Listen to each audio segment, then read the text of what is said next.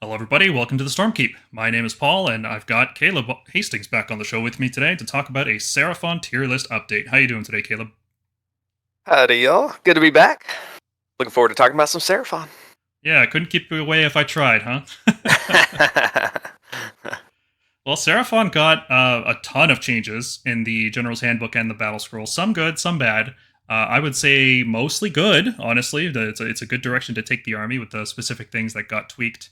Long term, it's really good for the game. Not so good for people who weren't abusing Lord Croak, but, you know, hopefully they don't keep nerfing Lord Croak that much in such a way that it just keeps nerfing the rest of the army. That would be ideal. Yeah. So let's talk major changes. What exactly happened and why we are bothering to do a tier list update. What has it been? Only like 3 months, 2 months since the book came out. We're already updating the tier list. Feels like not enough time has passed, but the changes have been very significant. In addition to the normal seasonal changes, there was also a battle scroll. So let's take a look at the seasonal changes first. We are in the region of Antor. It's a region of Primal, Frost, and Wizard heroes that are not unique and with less than 10 wounds gain the Antorian LOCUS keyword. This keyword is pretty important this season. There's a couple battle plans that allow you to count as extra models while you have a LOCUS. If you're going second in the round, you get to be what's called the LOCUS focus in the community now, but it's an ability called Optimal Focus. If you're going second, one of your LOCUS can cast and unbind one more spell in that round, which is really nice. LOCUS also get access to the Lore of Primal Frost, which is a series of devastatingly powerful spells, including Hoarfrost, Rupture, and Merciless Blizzard. We'll go into further detail about these later in the podcast when we do rankings for them, but let's briefly discuss them here. So Hoarfrost allows you to buff up a melee weapon. It is the best buff in the game for damage output. You can either change your hit roll, your wound roll, or your rend characteristic to a roll based on so you roll a d3. If you roll a 1, you can change the characteristic to a 1. If you roll a 2, you change it to a 2. And if you roll a 3, you change it to a 3. So potentially, you could have a Rend 3 weapon. So if you stick this on, like, SAURUS Warriors, all of a sudden all those clubs are now Rend 3. And then hitting on 2s and wounding on 2s because you get +1 hit, +1 wound. It's a huge accuracy boost for that unit. It's crazy. Yeah, it kind of forces you to look at every single unit in the game. What do I want to put this Hoarfrost on? It's that good of a spell. You kind of build your list into, I want this spell on this unit in my list. And hopefully I roll that 3 to give it Rend 3. Oh, yeah. The best thing to do is to try to pick a unit that has like a hit roll of 4+. That way, if you roll a 1 or 2, you just add it to the hit rolls. And then if you roll a 3, you add it to the Rend instead. Yep. Rupture is another very powerful spell. It allows you to make any spell within range go wild, which means it no longer is controlled by the enemy player, but you can also use it to target an incarnate and make the incarnate go wild. And that's a brutal spell. It's already shifting the meta completely around it. Every tournament that goes by, every weekend that goes by, there's more and more people using Kronspines, as I predicted they would, because wild Kronspines are the dumbest thing in the game. So, very powerful spell. I was about to say, I remember hearing you saying that, and sure enough, it came true, because I've seen a lot of the top lists are taking a Kronspine and doing this exact same thing. Rupturing it, making it go wild, shooting it across the board. Yeah, and then just casting a spell like a Maelstrom, for example, which is only 30 points and very easy to unbind and dispel. Yep, it's just a brutal spell. Mm-hmm. And the last one is my personal favorite, Merciless Blizzard. It's a cast value 12. It has a range of 12 inches, which can't be modified in any way, but it deals 4d6 mortal wounds. So you roll 4 dice and you deal that many mortal wounds to an enemy. It's a tremendous amount of damage output. Absolutely stupid if your army can teleport a unit into range in order to cast it with a whole bunch of primal dice, which I guess we should discuss here, because you may have heard me mention a cast value of 12, and how are you going to get that on 2 dice? Well, there's a new system added this season called Primal Magic. At the start of the turn, I should say, both players' turns, you roll a dice. For each 4-up that each player rolls, both players get a primal dice. So if both players roll a 4-up, both players get 2 primal dice. And these primal dice can be used for any casting roll, any unbinding roll, and any dispelling roll, with a few small caveats. But for Seraphon's purposes, everything works with it. It's great. So you can teleport forward a Skink Starseer that learned Merciless Blizzard. He can cast Celestial Doom to disable wards, and then you can try to cast Merciless Blizzard, hopefully with a +2 to cast from Astrolith Bearer and the Slan, and then hopefully with some extra Primal Dice, you'll make that 12 up, and then just blast something for 46 mortal wounds with no ward available. It's absolutely disgusting. Very good candidate for strongest spell in the game. I just love it. I love Merciless Blizzard. And the Primal Dice, the Primal Dice feel good too. I really like them so far. Yeah, it makes for a great little mini game there in the hero phase where you're using your Primal Dice, the opponent's using theirs. You kind of have this standoff of spell casting. Even if you don't have powerful wizards, the Primal Dice still allow you to cast or unbind really high, and so that's a lot of fun. It definitely flattened out magic across the different armies. I'm finding that.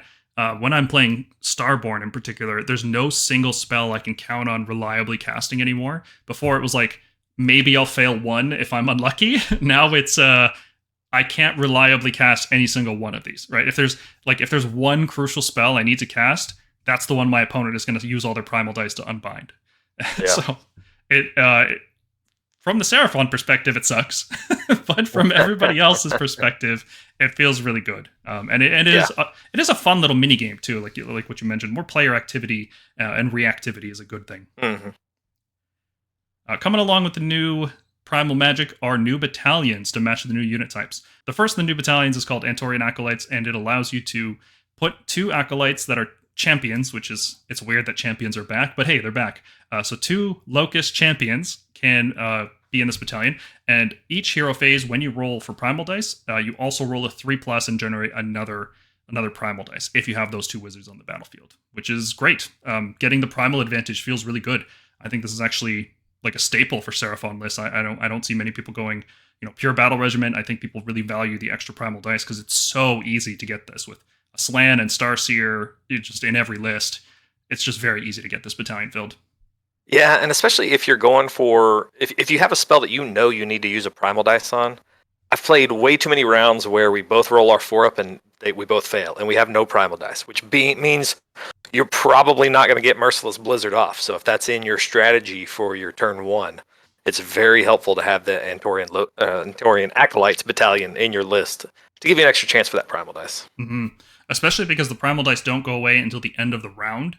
So if you're going second in the round, what you can do is you can bank your Primal Dice from the first turn, and then by the second turn, it's possible to have upwards of 6 Primal Dice, which is like it's like the stupidest thing ever to cast that Blizzard. But it feels good. It's a nice little game. The second battalion is a little less impactful, but I think it's seeing some decent play right now. It's called the Wizard Finders of Antor, and what this allows you to do is to put a Behemoth, 2 infantry, and a champion, and when those units fight a wizard, you can get +1 to your attacks characteristic. So this has been nice for me, putting it on KROXIGORs and charging them into like a Vampire Lord on Zombie Dragon and all of them having +1 attack. Or SAURUS Warriors are a really good target for this, getting +1 attack on them when they're fighting bigger targets like that. Fighting a Stonehorn with an Arcane Tome, fighting a Gargant with an Arcane Tome. The bonus attacks are pretty nice. I gotta say, the battalion is better than I thought. Yeah, and I don't think you need to worry too much about your drops in Seraphon, so taking these extra battalions is worth it. A lot of times you're going to want to see what the opponent, how they're lining up. You don't mind going first or second in this army because you can throw up enough screens or you can position well enough to take advantage of what they're doing. So I don't think you mind the extra drops to get a possibility of some extra attacks. Mm-hmm. The last new system added in this season is the Nullstone Adornments. Now, these are anti-magic enhancements that are only available to armies that have no wizards at all. So we're not going to talk about them because Seraphon will always have wizards. It is a magic army. I suppose you could, in theory, play without a Slan or a Starseer or a Troglodyte or a Star Priest or Croak. Like you can make a list, but you shouldn't. You really shouldn't. You need wizards. I thought I would originally, like with Coalesced on the Coalesced Claw side, but I end up you always end up with a wizard, even in the Coalesced side of things. Yeah, because it turns out the best anti-magic in the game is using wizards, right? Like, just having lots of unbinds is really useful. Yeah. There's been some other miscellaneous changes, such as the endless spells getting updated. A number of endless spells got crazy new rules, and their point values didn't really change much, so everybody's using them. We'll talk about them when we get to the endless spell section. There's also 12 new battle plans with a series of difficult battle tactics. There's a number of hard choices you have to make. You have to plan ahead with your turns in order to score battle tactics in future rounds. It's a very different game than what we were playing in Season 2. It's a lot more about controlling flanks, controlling positioning, territory, zone control. It's not just about tabling your opponent and, incidentally scoring a battle tactic along the way. You don't think, I'm going to do this and I'm going to score this tactic while I do it. You actually have to think, oh, I'm going to score this tactic, and then what else can I do with my turn? It really does shift the paradigm. It even starts before you get there, because in your list building, I found you kind of have to have a plan for what battle tactics you might have the possibility to get in that game. So it starts in list building too, on scoring battle tactics. It's in list building, it's in deployment, it's in how you position your first turn and your second turn and your third turn. It's every step of the game, and I like it personally as somebody who likes a very complex game, but I can definitely see a lot of people being turned off by it, and playing the first few matches of the season, not scoring any battle tactics, and getting demoralized. I can definitely see that happening. In addition to these seasonal changes, we also got a very impactful Battlescroll rules update for Age of Sigmar. So there were a number of rule changes here for the game in general, and then specifically for Seraphon. The first one is that unit coherency, that's the rule everybody refers to, it starts with 6 models now instead of... it starts at 7 models now instead of starting at 6. So previously, if it had a unit of 6 models, then each model had to be within 2 inches of 2 more models. Each model had to be within 1 inch of 2 or more models. Now, if you have, for example, a reinforced unit of KROXIGORs, you can string them all out in a single line, which is great. I think the unit that benefits the most from this are definitely Agrodon Lancers. I remember when we did the Battletome review, we were like, oh, this unit would be so good if it could fight reinforced, and it's here. And not only are they fighting reinforced, but they're 20 points cheaper. So just great changes. Yeah. This right here is one of the most fun change I think they made. That opened up a lot of units, not just in Seraphon, but across the entire game, that really plays a lot better in the game. Love this one. Fantastic change. I don't hear anybody. I haven't heard a single negative thing about this in the, what has it been, a month now? A little over a month. Yeah. Yep.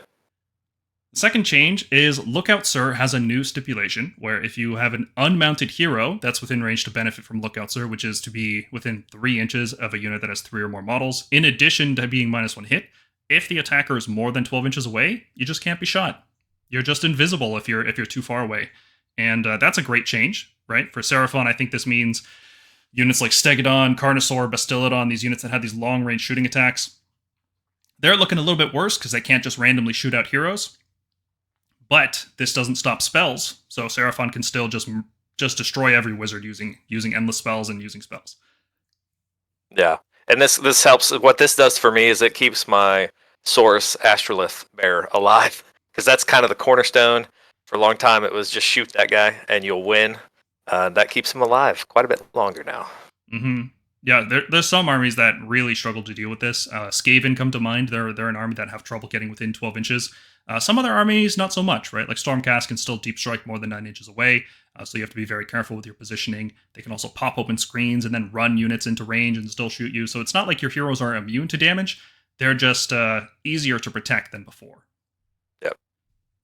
Good change. I like that one too. Yeah, overall a good change. I find myself using Saurus Guard less and less, unless I'm using Lord Croak, right? He needs protection. But Slan, Astrolith, Starseer, I'm okay, right? Like, I'd rather just not use the Saurus Guard at this point. Yeah, I feel like you can keep them safe enough with other units that you don't worry about it too much. Yeah. The Arcane Tome has been clarified, I suppose. You could call it a clarification. Now the unit that takes it can only cast Mystic Shield, Arcane Bolt, and Endless spells. You cannot cast any other spell. Even if you learn another spell, you can't cast it. So even if with that cheeky strategy that we had, where like a Stegodon Chief with an Arcane Tome can learn all the spells using a Starborne command trait, that doesn't work anymore. Not a big loss. I didn't actually get around to using it to see if that combo would be any good. So I don't think it's a big loss here. Yeah, I do like putting this on the Astrolith just because he's a great little vessel to cast endless spells with buffing himself. If you end up with an extra artifact spot, this isn't a bad one.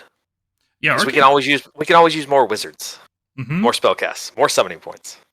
Yeah, even in Coalesced, having another wizard just in range to cast Mystic Shield, +1, 18 inches, it always feels good to put the Arcane Tome on him. And when you give the Arcane Tome to the Astrolith, he is now a LOCUS, so he can go into the Acolytes Battalion. And yeah, just synergy for days. It's great.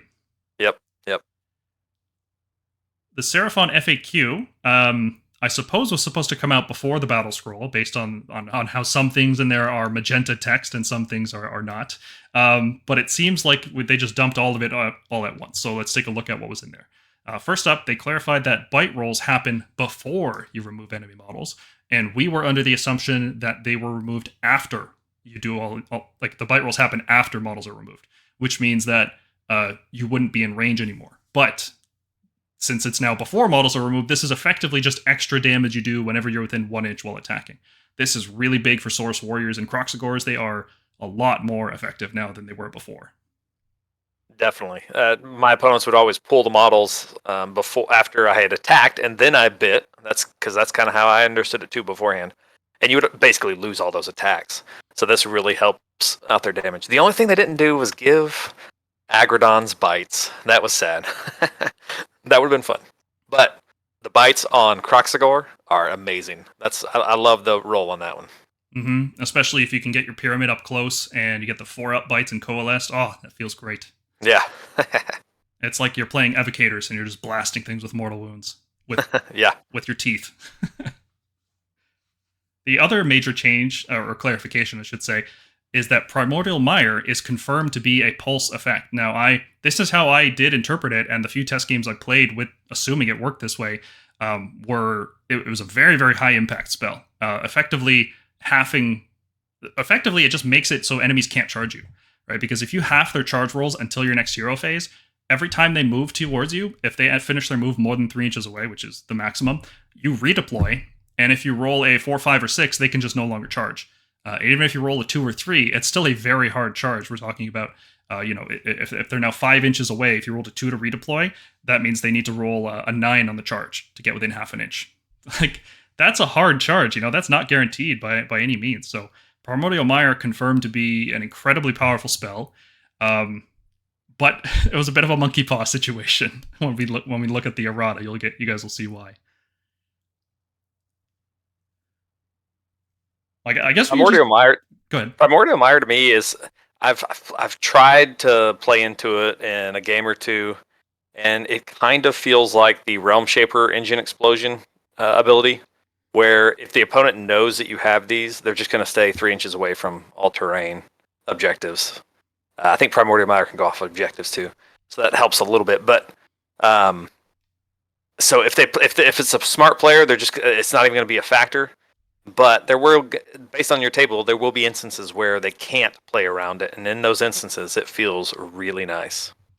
Very powerful spell. Unfortunately, now it's harder to cast than before, right? Because unbinding is now a lot easier, given that everybody has primal dice, and I don't know if that's a spell worth primal casting on, especially with how primal miscasting works. So Primordial Mire seems harder to cast. Even though the effect is just as strong as before, so it's just a bit riskier. Yeah. All right, let's take a look at the errata. First up, Drain Magic does something now, which is great. I don't know if what it does is good, but what it allows you to do is after casting the spell, your Seraphon wizards can trade a casting roll for a dispel roll. So these are extra dispels you could do after the start of your hero phase, and I don't know how useful it is. I guess you could, cast an endless spell and then dispel it immediately. So you'd have to cast a spell, drain magic, and then give up another cast to dispel that endless spell. Which is not terribly useful, I don't think. Yeah, I can't imagine many situations where that would be useful. I'm trying to think through some of the endless spells, but most of them have to move if they want to do anything. It's nice because each player can only attempt to dispel a spell once. So you could, get another dispel attempt in case you failed it horrifically or something. But with Primal dice in the game now, it feels like if you need to dispel something, you can pretty much just get rid of it. Spells usually don't stick around more than a turn.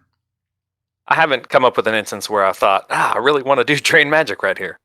So yeah, I would never learn it, but I don't know, Croak has it, I guess, so he might cast it at some point. Yeah. Telepathic Summons, the Coalesced spell from a Slan, is now just a standard teleport. It means you have to be more than 9 inches away from an enemy and you can't move. However, instead of working on SAURUS units, it now works on any Seraphon unit, though it still can't work on a monster, so I'm not really sure what you want to teleport with it exactly. I guess we'll play more games and we'll try to figure that out. Yeah, I haven't taken this on a Slan since it's changed. We could tech into it before, but now it just seems like a thing that's nice to have, but you won't ever specifically put it onto your Slan. Mm-hmm. I think the single biggest change in the errata is that vassal casting from a Slan or Croak can only be done once per turn. You can do it once per turn with a Slan and once per turn with Croak if you have multiple Slan in your list, for example. But it is still just once for each of them per turn. So you can't teleport a Troglodyte forward and then cast 7 spells through the Troglodyte anymore. That is no longer possible, unfortunately. Yeah, this one was a sad one. I think we knew that there was going to be some type of change to the Croak/Trog bomb that we were playing with a lot before this happened. This did hurt, but I don't think it's totally dead. I think there's still a lot of play in Starborne. You can even still play a Troglodyte and still teleport it forward, and I think there's still enough stuff that you can do that this is a meaningful change, but it doesn't completely kill the list. Mm-hmm. Yeah, if you can get the Troglodyte in range to cast Primordial Mire, and then you can, with a Slan out of Unbinding range, you can cast a really powerful spell, something like one Celestial Deliverance from a Croak, or if you do like an endless spell, like a Pendulum through the Troglodyte. These are really high impact plays, and they can do a lot of damage. Mm-hmm. KROXIGOR Warspawn, they got eroded for their ability. It used to be an aura effect, but now it is a pulse effect. And what that means is if a skink model dies for the rest of the phase, the KROXIGOR Warspawn get +1 attack. You no longer have to check if there's a living unit that lost a model this combat phase. It's a lot simpler. If your opponent charges and kills a unit of skinks, KROXIGOR Warspawn get the bonus to attacks for the whole phase. Makes them better. I don't know if it's enough, but it makes them better. And the last... Yeah. Sorry, go ahead. I was just going to complain about KROXIGOR Warspawn. Just one of those abilities I really hate. So they got a little bit closer to making it better. They still got a ways to go in my mind. Mm-hmm. Yeah, they even got a point drop. They got this errata. They got Hoarfrost, and I'm still not too hot on them, I gotta say. The last errata was that Terror Wings, their screaming ability that shut off commands, it is now eroded so that it happens at the start of the shooting phase. There's no longer a question of how you resolve this ability, if it was possible to even resolve it, if you could interrupt things as they were happening. It's just, you do it at the start of the shooting phase. Nice and simple. So I don't know if anybody was using Terror Wings, but it's nice to clean that rule up. No, there's just too many other ways to do the same ability, and you don't have to roll off for it. I used them previously, but I wouldn't use them now. There's endless spells that do the same thing. Mm-hmm. Much better. Oh, we'll talk about the Geminids. They're real good. There were also a number of huge point changes for Seraphon. There were huge buffs for Warriors, Lancers, Stegodon, and KROXIGORs, and then some other units got nerfed like Lord Croak and the Saurus Guard. So there was a pretty significant shift in how we are using units, how we are evaluating units, and with all of that said, this is why we are justifying a tier list update. So let's jump into section 1, looking at the Warscrolls. So just a reminder for people who watch our videos, or maybe you're new to the channel, how we do a ranking system here is we say that an S tier unit is a high impact unit. It defines a list. It is an incredibly powerful unit. It doesn't mean it's too powerful or overpowered or anything. It just means that, like, for compared to other units in the army, it's a very, very good unit, and you're going to see a lot of it, probably. That scales down in terms of power and versatility down to A tier, which usually they just miss the mark a little bit. Maybe they have like one fatal flaw, or they have some inefficiency baked into it that just makes them just short of an S tier unit. Scaling down to B tier, which is still useful but more specific. Scaling down to C tier, situationally useful, right? Like not gonna form the backbone of your list, but maybe you'll include them once or twice just for a specific purpose. D tier units are significantly flawed. They're usually just too expensive. That's usually what we call that, but we don't consider them to be competitively viable. You're probably not going to see a lot of them, and when you do, it's not the best choice, usually. And F tier units are never worth using for any reason. There's no niche, there's no point value that would make them useful. They are bad beyond recognition. Let's start by talking about SAURUS and KROXIGOR infantry and cavalry. So first up, SAURUS warriors. They got a 20-point drop, and they do exactly what they did before, but better. You know, they're still a great anvil unit. 20 wounds and a 3-up save. You're usually contesting an objective with them, so we'll call it a 3-up save for 180 points. That's really, really good, especially compared to other armies like Chaos Warriors. I think are 200 or 220 even for the same number of wounds and the same save. And that's great. SAURUS Warriors do way more damage because of the bite rolls being counted in there. They love to get buffs like Hoarfrost, which can make the spears hit on 1s or make their clubs rend 2 or rend 3. They can get +1 rend from Empower Celestite and Coalesced. They can get +1 attack if they're Wizard Finders or if you're using the Coalesced command ability or command trait. So they're just a good unit, a great anvil. You know, they're not a perfect unit, though. If you have a squad of 20, you really want to run the spears just to make sure they can all attack. But then you're hitting on 4s, which feels terrible. And if you don't have any buffs on them, well, they're not going to do a lot of damage. So even though they are a good damaging unit when you put all these buffs on them, if those buffs are failing, or if you're out of range, or if you just are dedicating resources elsewhere, like if you want to put Power Celestite on, let's say, Agrodon Lancers instead, what a crazy concept, then the SAURUS Warriors end up not feeling like they do anything except just take up space. But that's useful, right? Taking up space in this game is really useful because we play over objectives. So it's not like just being there is a bad thing. Overall, I don't think their value has shifted one way or the other. For every reason they may have gotten worse, I think there's just other reasons that they got better. So I think keeping them in the A tier makes sense. Absolutely. Yeah. They have a very distinct role, I think, and that is holding those circles. You know, they go stand on objectives very, very well. You'll run into matchups where, especially on the Coalesced side, where they have scaly skin, where they're -1 damage. Just other enemy units cannot get through 20 warriors. It'll take them 2 turns to get through these guys.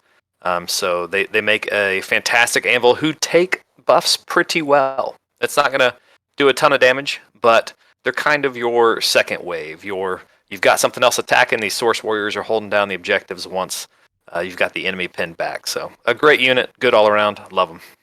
Yeah, just be careful you don't go too heavy on the SAURUS Warriors. I'm seeing some players that they just bring like 40 or 60 of these guys, and the problem with that is, like, they're a great anvil. They're going to hold the enemy in place for a turn, which is it's a really valuable thing in this game.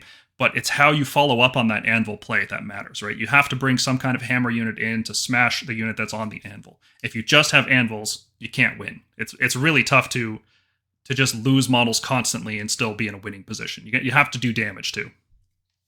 Yeah, a unit of 30 seems like a good idea, but in play, I think it's too many.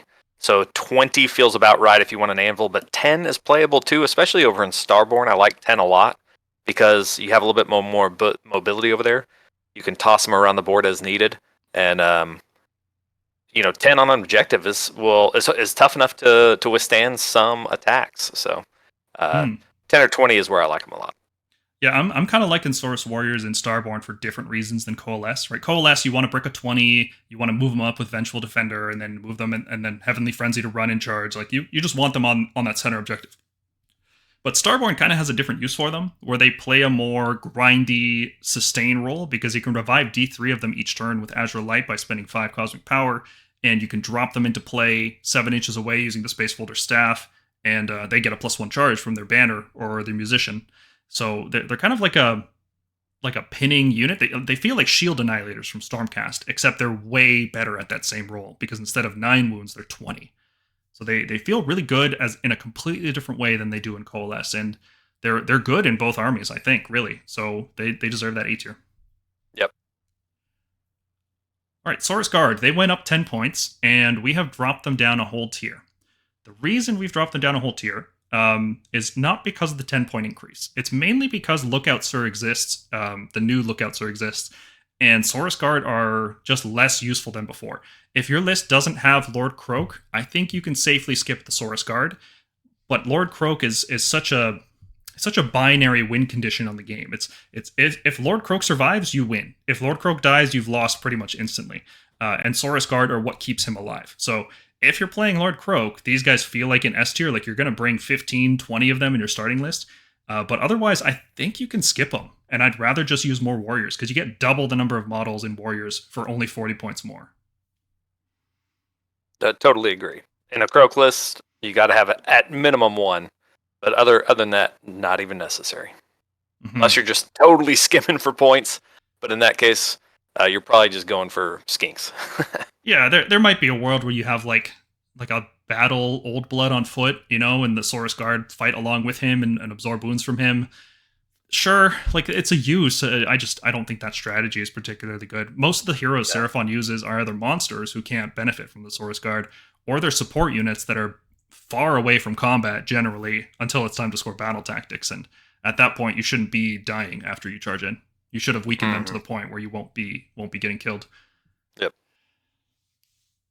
Agrodon Lancers are the most improved unit, I think, coming out of this whole seasonal change and point changes. Not only can they now fight with all 6 models when reinforced, but they also got a 20-point drop. So they are only 190 points for 3 or 380 for 6, and they feel fantastic. They just feel great. You can stick every buff in the world on them, and every single one feels good. The only problem I have with this unit is that it's just not that durable, right? I'm calling it an S tier unit, but I just want to point out that this is not a hammer and anvil all in one. This is not like Chaos Knights or like Stormcast Fulminators where they charge in and they have some save bonuses and they survive a bunch of damage. Lancers are more fragile than that. Even with Mystic Shield, even with All Out Defense, because they're on a 4-up save, they will drop fairly quickly if your opponent focus fires them, especially with mortal wounds that just get through scaly skin.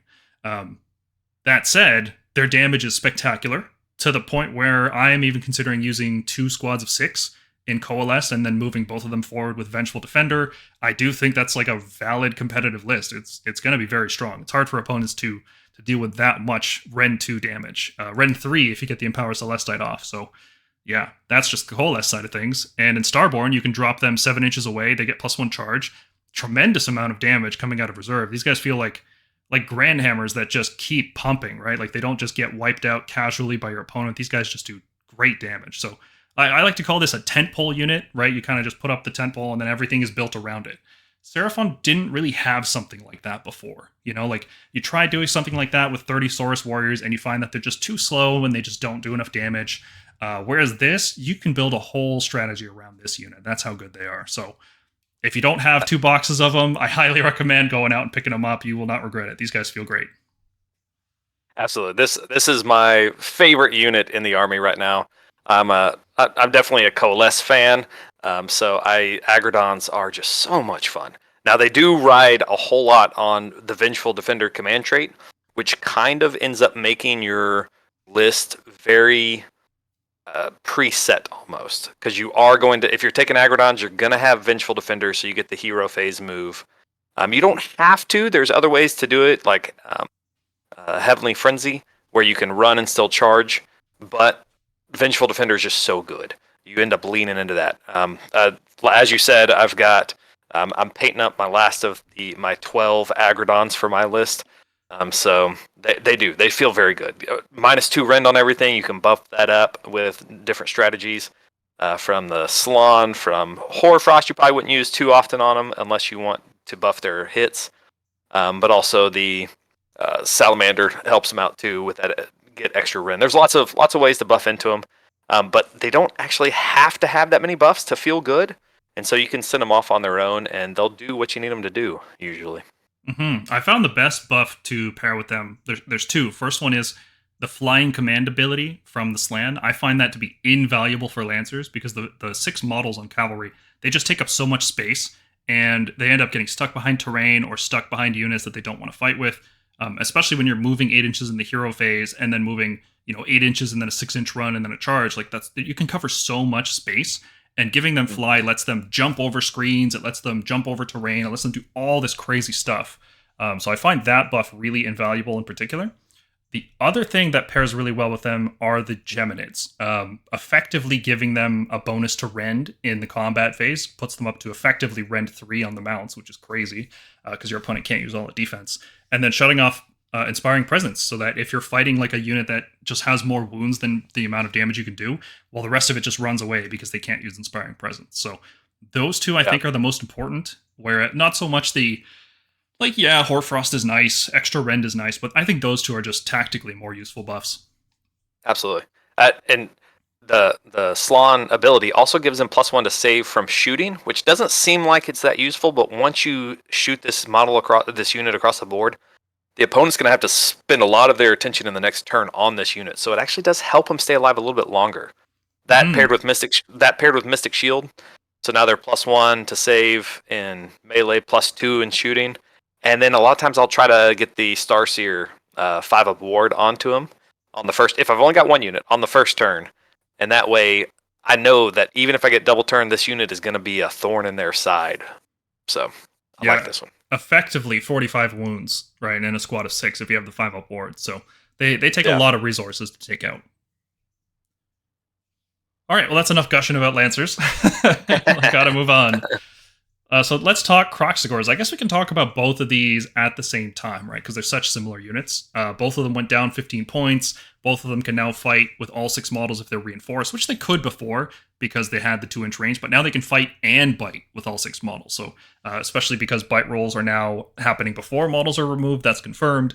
They do a lot more damage than they did before. So why did we raise regular KROXIGORs up a tier, and why did we drop KROXIGOR Warspawn down a tier? We'll start with the Warspawn. You want to take this one, Caleb? Yeah, the Warspawn, they don't feel as good when you're playing them as the KROXIGOR do. So we already have a unit that has -2 rend, which is what the Warspawn do, and that's the Lancers. I think the Lancers fulfill that role that the Warspawn would be fulfilling with that -2 rend. So the normal KROXIGOR end up filling a little bit different role of going after those horde units. So the normal KROXIGOR go real well into that. They only have -1 rend. They can take other buffs if you want them. But then the Warspawn just seem redundant. They're not as good as Lancers. They're not as fast. They can't issue commands to themselves. And so they have fewer attacks. I don't feel like they have a role in the army right now when those other 2 units, Lancers and normal KROXIGOR, fill the other 2 roles that you're looking for. So Warspawn just don't have a place for me. I don't think. Yeah, it's unfortunate because the first few boxes I built are the Warspawn because they look so cool. I love those gator mounts and those like savage looking weapons. But it's sad that they're just outclassed by Lancers. I don't know what would have to change with the Warspawn, how cheap they would have to be in order to see play instead of Lancers.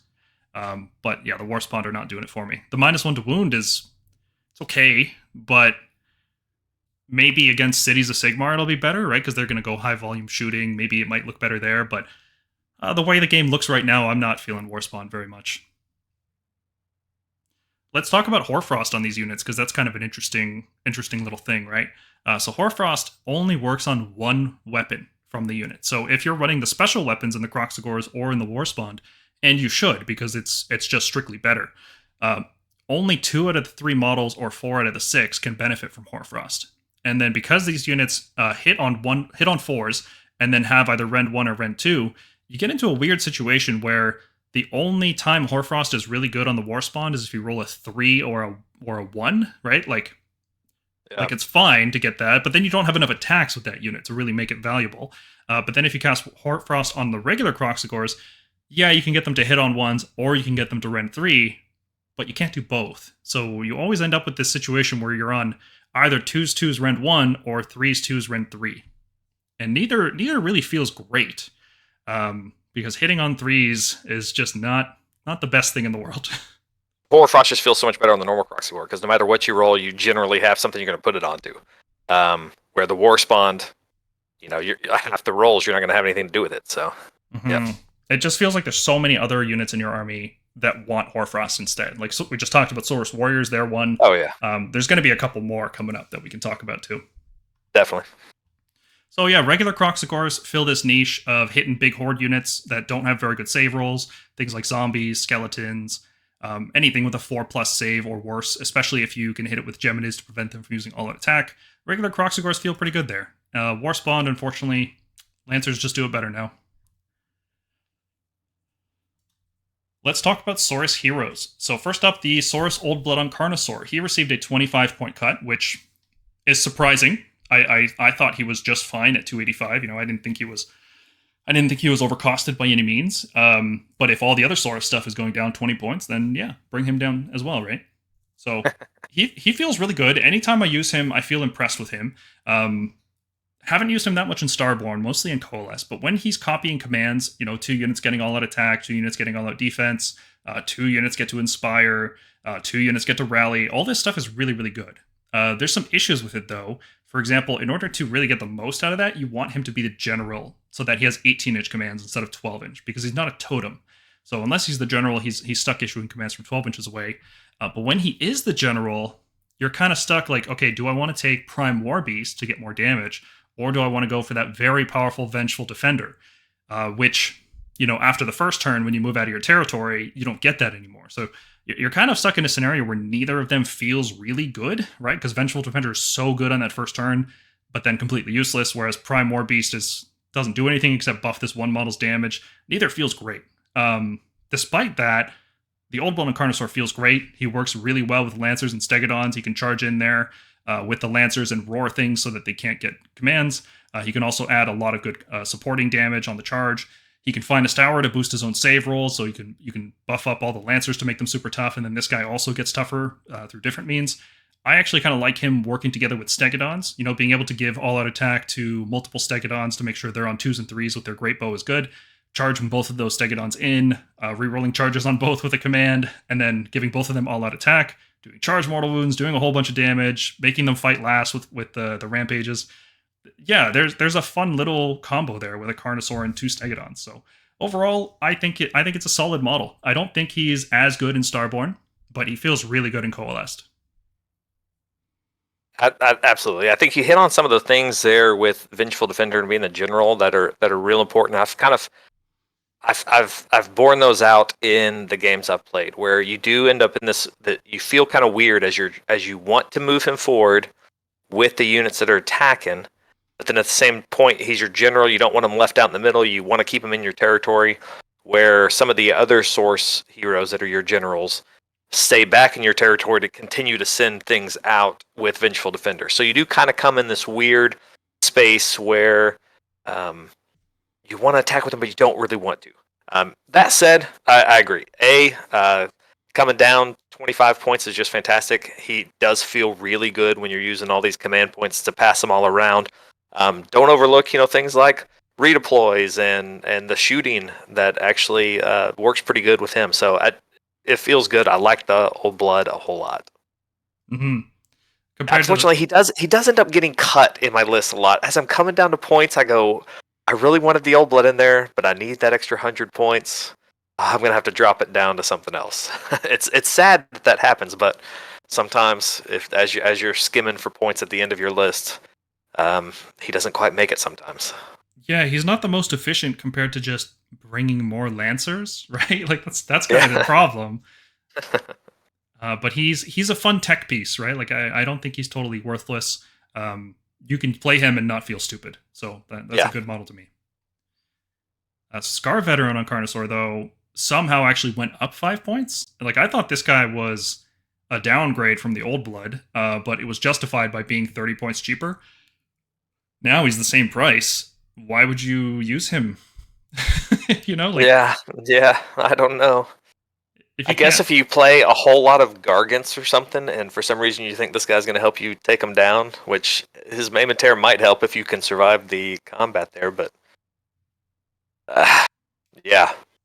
he needs to get a drop in points to be worth taking. Yeah, I just use another Old Blood on Carnosaur every time. There's no justification, so yeah, down to D tier. Old Blood on Foot. He was only useful for buffing Warriors and Guard, right? In the previous season, he could even do something where you could issue all-out attack to multiple units, which was pretty cool. That is not terribly useful in Croc's Claw because you get +1 to charge, or +1 to wound when you charge. But maybe in like Starborne, he's useful to give your warriors +1 to wound. So you could do something like, drop 20 warriors into play 7 inches away, get a 6-inch rerollable charge because you have +1. Drop a SAURUS Old Blood in range to issue all out attack, and now all your warriors are on 2s and 2s. And if they're Wizard Finders, that's 60 attacks on 2s, 2s, rend 1, and then bite rolls, which are on 6s. Like, yeah, there's combos, but there's just always a better thing to do than that, right? And he's also taking up a leader slot, which feels really bad this season. Like, those leader slots are very, very precious. There's only a certain amount of points you can spend on support heroes in this army, and that's like Slan, Starseer, Astrolith, and then everything else it has to be a damage dealer, because that's like a 500, 600 point package right there. Yeah, he's in a weird place where he wants to be. He's like a defensive hero, to where if your warriors get charged, he's useful there in Coalesced. But in those situations, I'm going to be using all-out defense instead of all-out attack. So this whole point of his unique ability kind of gets wasted there anyway. So weird place. I've taken him one time when I needed 10 points. But then he was literally just a slot to be filled. He did nothing the entire game. So what this guy should do is he should have the same command comping ability that the Old Blood Incarnosaur has, because he's the same model, just on foot, right? So like, yeah, that would be useful. That would be useful. Or maybe just make it an aura of +1 to wound. Like, lots of armies have that. I don't know why SAURUS have to specifically go off commands. It's a little weird, because there's so much stuff that shuts off commands now, right? There's Slanesh shuts them off, OBR shuts them off, Geminids in every army now. Roar still exists. Like, there's so many ways to turn off commands. So even if you want to be able to use all-out attack, maybe you just can't. And then he's literally just a waste of points. Like, you could have done anything else with him. So yeah, not great. No. All right, let's talk Scar Veteran on Agrodon. So we posed a question in our full book review: how many Lancers do you need to bring to make the Scar Veteran worthwhile? I think he's better now that he's cheaper and Lancers are cheaper and Lancers can fight in squads of 6. But is the Scar Veteran on Agrodon playable at this point? And I think he's like borderline playable. Like, I think if you go 2x6 Lancers, he could be playable, because that's a lot of extra damage on that turn. But I don't think I'd use him with only 6. It's a shame, because he's such a great model. What he does, if I can't remember if you said this, but he gives +1 to one of the attacks on the Agrodons. Just once per game. They have to be within 18. I love this model. I want to take him more often, but every time I do, I get a little disappointed. He usually does have Vengeful Defender. You can send him out with the Lancers, but I've had multiple cases where I charge my Lancers. Let's say they've moved in hero phase, they've run, and they've charged, and they're outside of 18 now, just because they have such good threat range. He can't move fast enough to keep up with them. So it does end up feeling a little strange. Also, Vengeful Defender, generally you want to kind of keep him back in your territory so that you can send out more units on your next turn. The one good thing is he has, some decent amount of wounds, and he is faster than some of the other source foot heroes. So that helps him some. A thematic pick in my lists. When I'm looking to go Agrodon heavy, I like him. But generally, you're better off with the one right there underneath him. Well, see, I don't think the Scar Veteran on Agrodon competes with the Astrolith Bearer. I think he competes with another Starseer in your list instead. Because the Starseer being a 2-spell wizard for 150 points, especially in this season where he's a Locus, that just seems always better. Like, the spell support on SAURUS is very, very important. So yeah, this guy's adding damage. But having 2 more Unbinds in your list is also really good. And the 5-up ward, and the Celestial Doom, and yeah, the Skink spells are really good. So, for me, he doesn't make the cut in my list, because I'd rather bring another Starseer. Yeah. Unfortunate. And it's really not that much damage. You're talking in a unit of 6, you've got 6 extra attacks. I mean, it's only once per game. Yeah, that's only once per game. Max 12 damage on, and it'll probably be on 2s and 2s, Rend 2. So that's good damage. It'll probably do about 8 more wounds to most things. Yeah. it's nice, right? There's very It's few other ways to raise damage in this army. yeah, yeah. I mean, it's nice to have, but it's only once per game.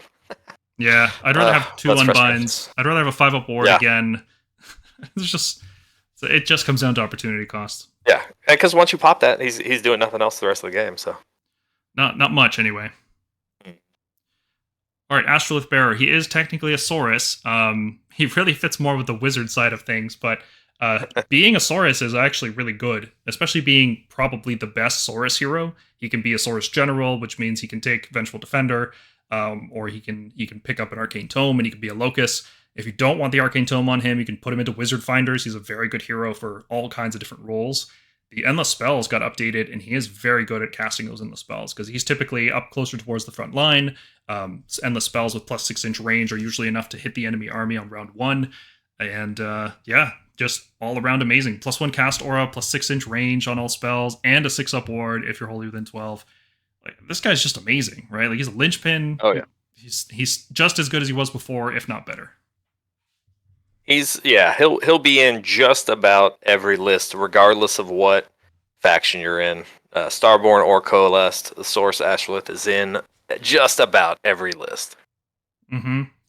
I've made lists without Slan. I've even made one list without a Starseer, but I have not made a single list without the Astrolith Bearer. I think he is absolutely the first model in every list. Yeah, definitely. All right, let's shift gears and talk about the little skinky boys. So first up, regular skinks. They went up 5 points, that's disappointing, right? I thought they'd go down 5 points, given that other armies have 10 wound battle line that's 80 points. So I thought Seraphon could have it too. It's a little annoying they went up. But in terms of battle line screens, they're one of the best ones, right? Because when they run or redeploy, which is very good, they roll 2 dice and they can pick whichever result they want.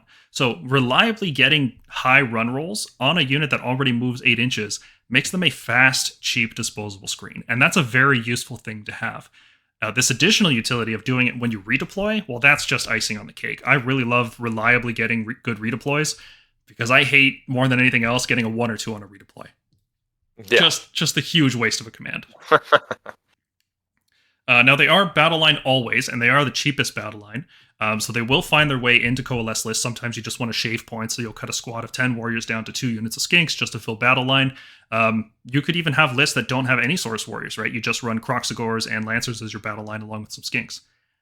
In Starborne, they're super useful because they are skink keyword. That means you can activate them with speed of Huanchi, especially after making them fly. You can move 8 inches in the movement phase and then do a 14-inch flying move with 10 models and just have a tiny little footprint and steal objectives away from people. So they feel great in Starborne. And I'm even considering using a squad of 30 of them with Hoarfrost and Serpent Staff. You know, if you go the max damage combo with the javelins and the clubs, I believe that's a valid combo. And just doing a ton of damage. That's only 270 points, right? And it's not nothing. The problem is that anytime you consider using skinks offensively, you can just look at the next unit here, the Raptidon Chargers, and they just do it better in every scenario. So I think that the skink damage dream is dead. I think they're just one of the best screens in the game. I would really like it if they were 10 points cheaper, 80 points. 90 just feels like a bit much. I agree. I think they make an excellent annoying unit, and that's kind of what skinks are supposed to fill, that role. Scoring objectives, which they do well in both factions, because we have our battle tactics that they can fill into to capture objectives. But they're real annoying. They'll run around, they'll score your objectives, they'll get in the way, and that's what they're made to do. They're going to die, and that's okay. I think I like you have tried to go with the max unit of 30, and I think there's just too many ways to kill off this unit of 30 and to prevent them from doing things they want to do in the game right now. So there's a lot of horde killing stuff. There's a lot of things that shut down Inspiring Presence, so that they end up dying really fast. And luckily they're not too expensive, but when you've poured all your buffs into them, I think there's better ways to do that. Now, that said, you should probably have a lot of these if you're playing Starborne, because in some matchups, the way you win is just by summoning skinks every single turn for 5 turns. So make sure you own at least 50 of these just in case that matchup comes up. All right, Raptidon Chargers. I was kind of on the fence about these guys because I'm so hot on Lancers right now that I thought, oh man, does that make Raptidon Chargers even a little bit worse? And the Chargers got some issues. You know, these have become a lot more apparent since the book came out. Yes, they have tremendous max damage. You know, max 45 if they're fighting on an objective, but it is on mostly 4s and 3s or 3s and 3s.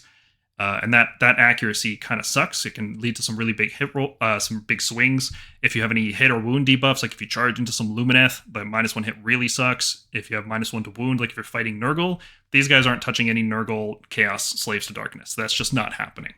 And they're super fragile, right? Like if you don't fight first with them, they're dead. If you don't disable Unleash Hell, they'll probably lose at least 3 to 4 models on the way in, and then the last one will just get clubbed to death, and you'll do nothing. So they've got problems. Despite those problems, you can't argue with a unit doing this much damage out of reserve with a 6-inch charge, rerollable, just taking whatever objective they need to after you soften it up with casting and shooting and all that stuff. So they're an S tier because they're so good in Starborne, and they're also good in Coalesced, right? I do find room for them in Coalesced armies, being able to play on objectives on the sides away from the main force. They're fast. Yeah, they are fragile. They got problems. But the rest of your army is so tough that if your opponent decides to put any serious damage into the Chargers, it feels like a tactical victory. I absolutely agree. I think this is a unit that is very good, but you can't really spam them kind of like you would Agrodons. You're not going to have a ton of these guys on the board because they do have some of those vulnerabilities. And I think you've highlighted them there in the chart. You know, if you're charging in more than one of these units, you're going to lose some of them, and it's going to hurt because you're not going to get as much damage out of them as you wanted. They cannot take a punch whatsoever. So think about that on your activations. This isn't normally my first activation, so I'm trying to use them a little bit more strategically. But yeah, they work in Coalesce too. They fit well as a unit that's going to clean up on the edges, not necessarily go run right down the throat, which is what Agrodons want to do. So very good. Lots of great damage, especially when they're fighting. Well, only when they're fighting on objectives. That's where you want them. But let them fight on those flank objectives. Mm-hmm. Now, what do you think about the Raptidon Hunters then? Oh man, you know what? I really like the Raptidon Hunter models. I like how they're like chucking those spear things. That's about all. I don't see a world where you would take them over Chargers ever. Maybe if you are planning on, I'm going to lose one of these units, so I want to charge 2 Raptidons at the same time, and then maybe Hunters, they'll get the double fire. You'll get a +1 to hit on Chargers, but it's just not worth it. You don't really have that kind of resources to just throw away. So Chargers every time for me. Mm-hmm. Yeah, there's just no niche for the Hunters right now. At the same point cost as Chargers, you can say, well, they do good melee damage. It's like, yeah, sure. Why don't you just bring more Chargers? Yeah. There's just no niche for them, unfortunately. Even when they're battle line in Fangs of Sotek, I don't think they're worth using. Yeah. It's a shame because the synergy's cool, but it just doesn't work. Yeah. Hunters of Huanchi with Starstone Bolas. These guys are surprisingly good. I like using them in Starborne and in Coalesced, but they feel great in both. I think they feel better in Coalesced because it doesn't have any inherent teleporting or reserves or anything. But even in Starborne, having a null deployment for your first drop is like, oh, okay, I get more information about what my opponent's doing. And information is power in Seraphon. You need to make sure that none of your units are any danger right off the first bat, because if your opponent will have, I shouldn't say if, when your opponent has less drops than you and they see a weakness that they can exploit, they'll go first and they'll take advantage of it. So more information is good. So even if just for that reason, I feel like sometimes they'll make the cut.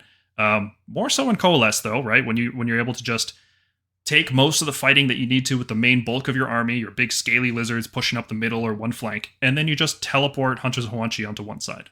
And they sit in cover on an objective, just, not in the middle of the objective, obviously, but just off to the side of it. And they just sit there scoring it the whole game. Your opponent can't see them, so they can't dedicate anything except melee into them. And if that melee is not going into your big death ball, well, that feels pretty good. Absolutely. These guys are almost more annoying than the normal skinks just because they're so hard to go fight and kill. So a lot of my lists have this 80 points bolas in it.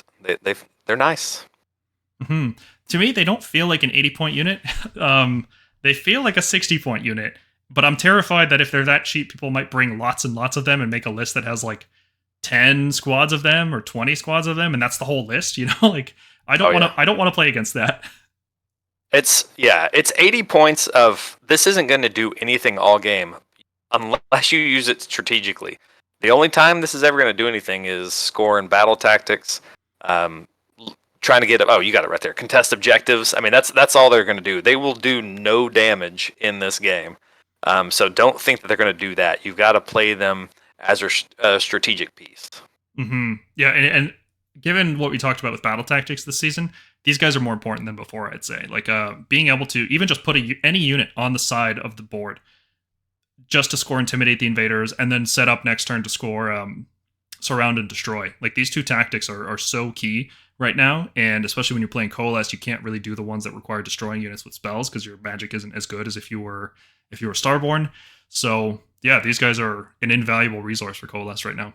Absolutely. I've taken 2 of them in Coalesced, pop them down on the backfield of the opponent on the edges, and it's like either you're going to dedicate something in your turn to go destroy these things, which I'm perfectly happy for you to run a unit over there out of the battle and go fight this 80 points, or they're probably going to score me 2 battle tactics and put a little bit of pressure on your objectives back there. So it's a fun unit.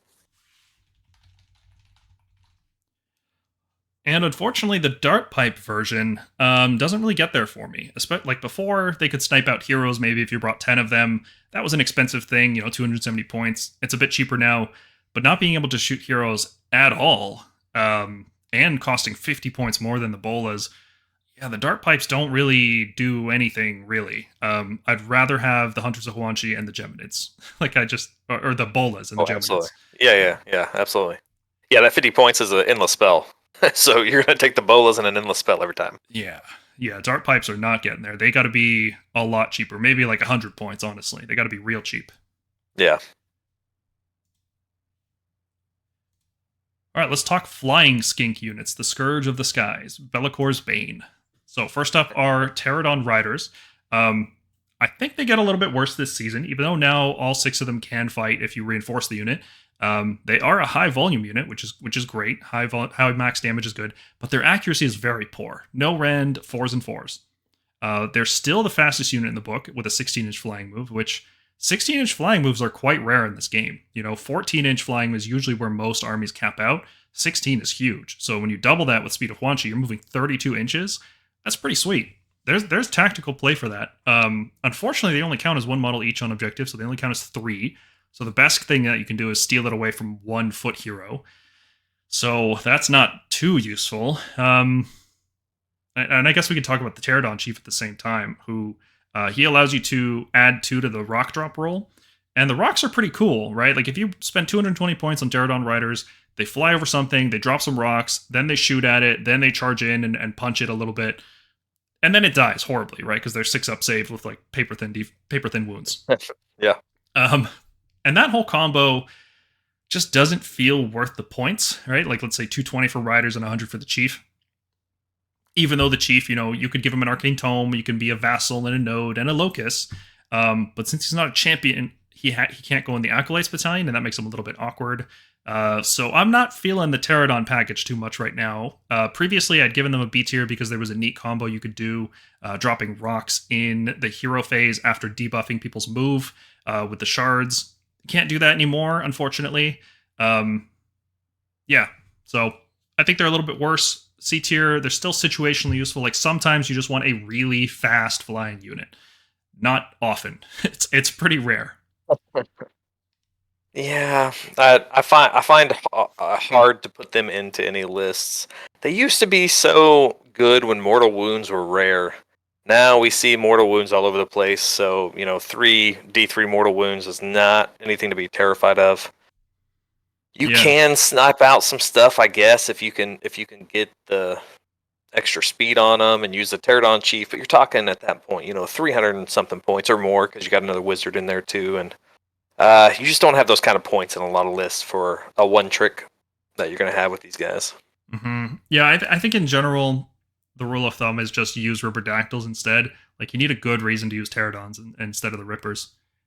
Yeah. Let's talk about Rippers. So I remember when the third edition book first came out, we both saw their stats and we were like just amazed at how efficient this unit was. Right, 120 points for all this damage output. Man, that felt good, especially because you get +1/+1, so against the Blot Toad target, and getting +1 to wound with a skink unit is pretty rare in this book. This might be like the only instance of it, aside from using a triumph. Um, but the more we dug into actually how this unit played, the fact that you couldn't fight with all 6 models if you were reinforced, all of this kind of just, yeah, the unit kind of just torpedoed quickly, and we ended up giving it a D tier ranking. And I think that ranking was correct. But now you can fight with all 6 models. So how much better are they than before? Has that fixed one of the core issues with this unit, in addition to a 10-point cut? What do you think about Rippers this season? Definitely. I think you're right on it. They mathed out good, but now we got the unit coherency. Now they actually play good. And so you can reinforce these guys and get all 6 fighting. They take buffs good. So Horror Frost is just amazing on them. That goes really well. And it pairs up well with the Chief if you want to take the Chief too. You can make a little power pair of a Chief and Rippers, and it plays well. It gives you speed, it gives you a bunch of attacks that are coming through. And they have 2 damage on the mounts attacks that do decent damage. So these Ripperdactyls feel good. They have a role. If you've got Ripperdactyls, get them on the table because they're cheap enough and they play so well with the unit coherency now. And how about the Chief? How often would you use the Chief in addition to the Ripperdactyl Riders?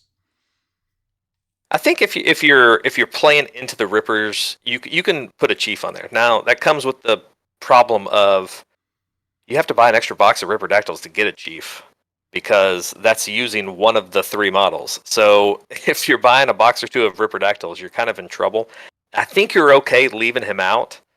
They are still playable without him. He does give you an extra Bloat Toad, which gives you more flexibility on what you're going to attack. And if you're summoning in more Ripperdactyls, you have more units that have the Bloat Toad on it.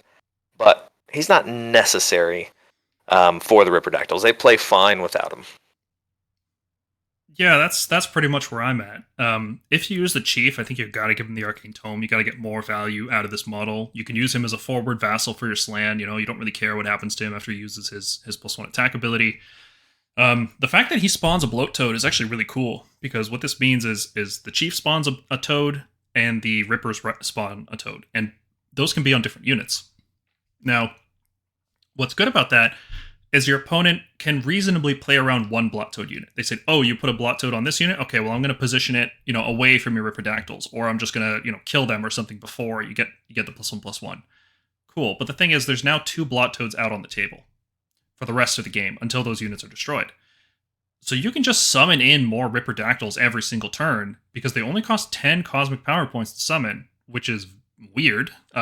They should probably cost more, but they only cost 10. So you just keep summoning Ripperdactyls until the thing that's marked with the Toad is dead. and then you'll usually have a 7-inch rerollable charge off that, usually on 3s, 2s, rend 1, looking at that 6 damage per model times 3 models, 18 damage. So enough waves of Ripperdactyls and you'll just kill something eventually. I've kind of cooked up a list that starts with 3 Ripperdactyls, 6 Ripperdactyls, and a Chief, and then is just trying to summon more of them throughout the game, in addition to doing other, Starborne things. And it doesn't seem that bad, right? Between things like Speed of Huanchi to give you unexpected threat ranges, reserves in order to get like 7-inch deep strike charge on a Blot Toad, there's some play there. The problem is that Chargers just do it better, I think. Instead of paying 220 points for 6 Rippers, you can bring 5 Chargers for 150, and they have higher max damage, and usually the average damage is going to be about the same. Especially if you're dropping into play where you can't buff them with Hoarfrost, I think Chargers end up just being better. So, yeah. I think I was gonna say, yeah. If you're not planning on buffing the Ripperdactyls up, then I think Chargers are your better option. Chargers do a little bit better without having all the buffs stacked on them. If you can play into buffing the Ripperdactyls up a whole lot, then I think they can have a role. But yeah, they kind of compete. They're the same. They're the same movement. they have, very similar roles as the Chargers, so they fit in that same category. It's not unplayably bad. It's probably not the first Yeah. unit I would recommend people pick up if they want to play Seraphon. It's more of a niche thing. It's more like if you just want to use the Ripperdactyls, they're not bad. All right, looking at some miscellaneous units here. First up, the Spawn of Chotek. So I think we overrated him in our first Battletome review. I thought A tier seemed pretty good because he feels really good in Starborne when you're dropping him into play against armies like Slaanesh and armies like OBR, even when they use Mortek Guard, or now Cities of Sigmar, which are using infantry. There's a lot of armies where you get those 10 shots, which are on 2s and 3s, Rend 2, and they feel good, right? And then you make it all run away with a Horror Ghast or Geminids or something like that. And that felt very good. But there's so many other times where you're launching that glob of flame acid and it's on 4s to hit and 2s to wound and Rend 2, and it can be negated and it can roll a 1 for damage. And it just feels like it does nothing turn after turn after turn, and you spend 120 points on this unit. Those feel terrible. So it's hard to give this unit an A tier ranking when it's really only good in one subfaction. It's not great in Coalesced, and even in the best case scenario, it's just unreliable. This is like a list builder's unit right here. So when I build a list, I go, ooh, I could put a Spawn of Chotek in there and get another -1 to save on the opponent. Ooh, this would work so well. In my head, it's an amazing unit. On the table, this unit has constantly disappointed me. Every time you fire it, you'll spend a command point usually to get it to 3s to hit on Glob of Flame Acid, and you're just praying that the enemy fails their save, that you get some damage through, that's not negated. And when it happens, it does. I mean, it is a nice buff, but in a world of Horror Frost where you can get -3 Rend, this extra 1 Rend essentially just isn't always worth the gamble. If you've got 120 points, if you're going Battle Regiment, you might put this in there. I've played it quite a bit, trying to get some use out of it, but it constantly disappoints me. Any shooting attack that only has 1 dice. I mean, you know what you're asking for. You're gonna get disappointed every time you roll that thing. Yeah. Now I've tried some gimmick lists where you run like an Old Blood on Carnosaur, and he's issuing Unleash Hell to 2 different Spawn of Chotek after an enemy with 10 models charges in, and that's like the dream, right? That's the best case scenario. Yeah. That doesn't happen very often. It's probably not. I don't know. I'm not so hot on it after playing dozens and dozens of games. Maybe I just rolled very hot on it the first few times I used it, and that kind of made me overvalue it. Yeah. It's sad, especially once we've seen some of the other artillery that's coming soon to a table near you. Yeah, well, we'll talk about that later. Terror Wings, they are 70 points now. They have to scream at the start of the shooting phase. Yeah, I don't think they're very good. I think you should just use the Geminids instead. Yep. It's like 20 more points. Nah, not worth it. If they were the same cost as Geminids, maybe. Right? If they were 50 points, maybe. But not for 70. Maybe. No. Starblood Stalkers. Everything we said about them in the Battletome review is still true. Nothing has changed. They're still completely without purpose and bafflingly overcosted at 290 points. Like, I don't even understand what that is. So insane. Yeah. Never play. Yeah, pass. Hard pass. Let's look at the monsters. First up is the Bastiladon on Solar Engine. So I gave this an A tier in our Battletome review, and I think this was the only thing that we really got a lot of pushback on. But I was insistent that once the Galatian veteran or champion thing was gone, what was it called? Key to Victory. Once that was gone and you could shoot heroes normally, the Bastiladon on Solar Engine looks pretty good because you only needed to get 2 of those 3 shots into the enemy hero, and it had Rend 3, so it wasn't unlikely to do it. And that would usually wipe out a 6-wound hero. Unfortunately, now we have Lookout Sir protecting those heroes. So the one reason that I had propped up this unit in my mind to justify its point cost and its general lack of melee damage, that's just completely gone. So unless you're dropping the Bastiladon, more than 9 inches from enemies and shooting heroes that way, or unless you are, just teleporting it up with Starborne, and in both cases, you need to make sure you have something in range that can issue all-out attack to it. Its damage is not great. It's not an efficient source of damage. it is a 2-up save, so it is tough. But there's limited ways to boost it even further. So it ends up just feeling inefficient in terms of defense. It just feels like you could bring 10 Saurus Warriors instead and have like 60 points or 70 points left over. The missile weapon is nice, but I don't think Seraphon run that much shooting anymore. And dedicating a command point to this thing every single turn feels bad. And then you could just run the Ark of Sotek version instead, which is 70 points cheaper, does most of the same thing except without the shooting weapon. Like, it's got a poor melee attack, but it's 70 points cheaper. So I guess you kind of have to talk about both the Bastillodons together. I think the Solar Engine is still somewhat playable. Like, it's the only source of Ren 3 in the book, shooting, and that shouldn't be ignored. That will find a use in some matchups. Like, if you're playing against Stormcast or Slaves to Darkness, that's a very useful thing to have. But overall, I think the Solar Engine is like a niche playable unit. It's down to C tier. The Ark of Sotek got 20 points cheaper. I think it's about as good as it was before. No better, no worse. Still the same point value as Saurus Warriors, so yeah, I can't believe they made this cheaper. 180 points for this monster. Oh boy, how much cheaper can it get? Well, talking about the Bastillodons, I think you hit on it. The Solar Engine has lost its role. The Ark of Sotek still has the same role it had before, but it just got cheaper. Solar Engine, I felt like it had some play paired up with like even 2 of these with an Old Blood, and you had some decent output to shoot heroes.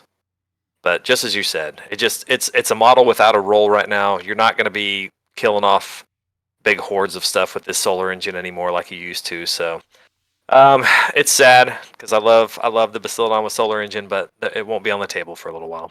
Mm-hmm. Ark of Sotek though is useful. 180 points, and you have a role that can soak up some damage, can throw some dice at people, and generally just kind of be an annoyance if you can get it into the right units. That 2-up save can be hard to destroy for the right units. So be strategic on where you place this and what you put it into. Starborne helps you out a lot with that, where you can drop this in where you want it.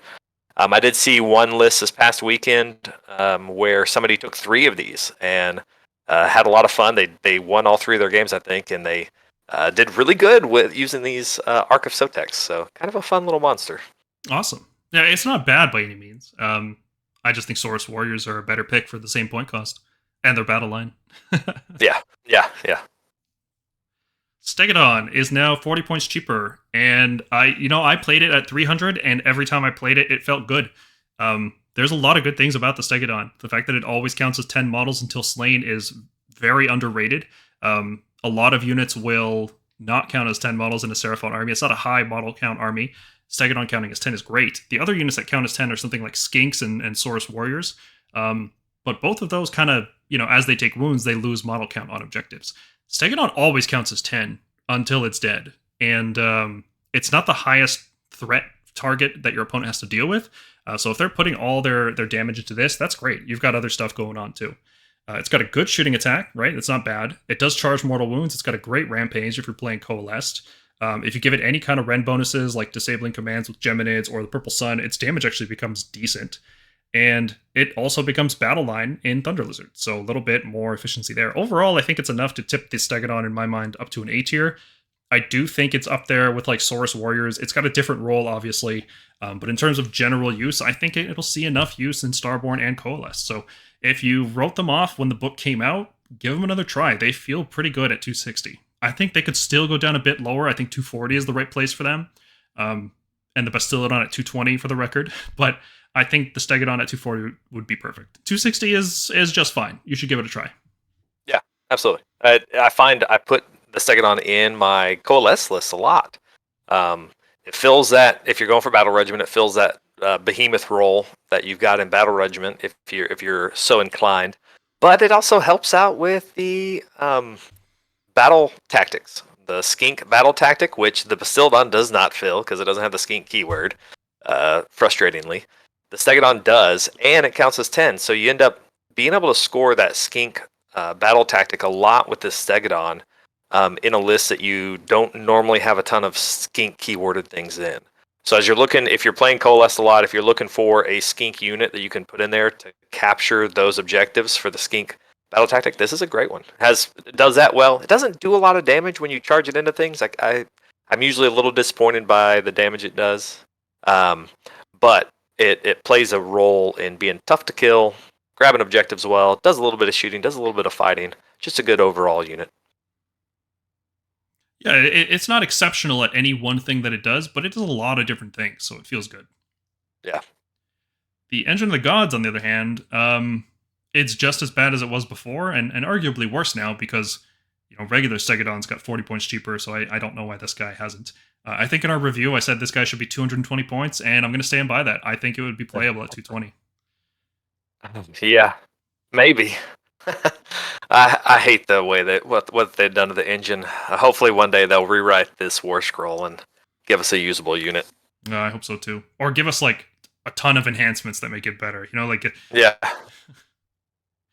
Stegodon Chief is 30 points cheaper. So he's like a Stegodon, except instead of counting as 10 models, he counts as 5, which, frankly, to me, that's just worse. Even if the point value was the same, I think the Stegodon Chief would still just be a worse unit than the Stegodon, because counting as 10 is just such a big deal in this army.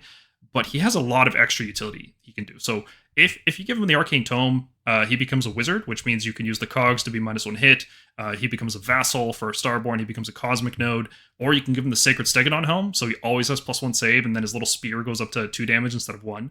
As a hero, he can use heroic actions. So he can use Finest Hour, he can use heroic willpower, he can use heroic recovery to heal himself. And yeah, he's okay. I think he's still vastly overcosted. I think if he was 260 and the regular Stegodon was 240, that would be a much better paradigm. But the point value doesn't really change what the model does, right? When you get the model on the table, it still feels good to use him for all the same reasons that the Stegodon has. Being able to issue commands to himself, by the way, is also nice. The regular Stegodon can't do that, which, yeah, that's confusing. But yeah, I'd like to see the Stegodon Chief get a little bit cheaper. As is, he's playable, but not optimal. Yeah, I think he feels better over in Starborne, where you can actually use some of the hero enhancements. Since in Coalesced, there's nothing you can enhance him with, basically. So I think he does end up feeling a little bit better over in Starborne, which is weird because he was always a staple of the Coalesced side of things up until this new Battle Tome. So I find myself I've tried to take him a game or two, and I end up just saving the points and taking a normal Stegodon because that counts as 10 models. It's so strange that the Stegodon gets that, but the Stegodon Chief doesn't. If the Stegodon Chief did that, it would be a little bit more useful for me. Mm-hmm. Yep. Just got to be a bit cheaper. All right, let's talk wizards, the absolute most important thing in this army. We previously ranked almost all of them S tier. Like there's just S's across the board here. And there's been a little bit of shifting there with the new season. So I guess we could start with the Skink Starseer. I think this is the most important wizard in the book. Personally, I think he's more important than Lord Croak. I think he's more important than the Slan Star Master, because you can make lists that don't have either of those, but I don't think you can really make a list that doesn't have a Starseer. He's just so dang useful. The Skink spell lore is so good. He's a Locus, so he can take Merciless Blizzard, which means you can Celestial Doom into a Merciless Blizzard, which is just disgusting. He fits in the Acolytes Battalion. He's a 2-spell wizard for 150 points, so if you just want as many casts as possible, you just bring tons and tons of Starseers. Yeah, 5-up ward, Vassal. Where does the list end? Everything your army needs is packaged in this 150-point hero. So you're going to have one in your list. Absolutely. He's fantastic. 2-cast wizard, sometimes a 3-cast if you're going second. Just an absolute stud of a caster here. And don't underestimate that Warscroll spell. His Warscroll spell is fantastic. Shutting off Celestial Doom, it shuts off a ward of a unit. And that's real critical for the stuff in Starborne that wants to do a whole bunch of mortal wounds. So, and in Coalesced for making sure that when you get into melee combat, you don't have to deal with those 5-up wards. Yep. And I thought for a long time, not for a long time. With the book hasn't been out that long.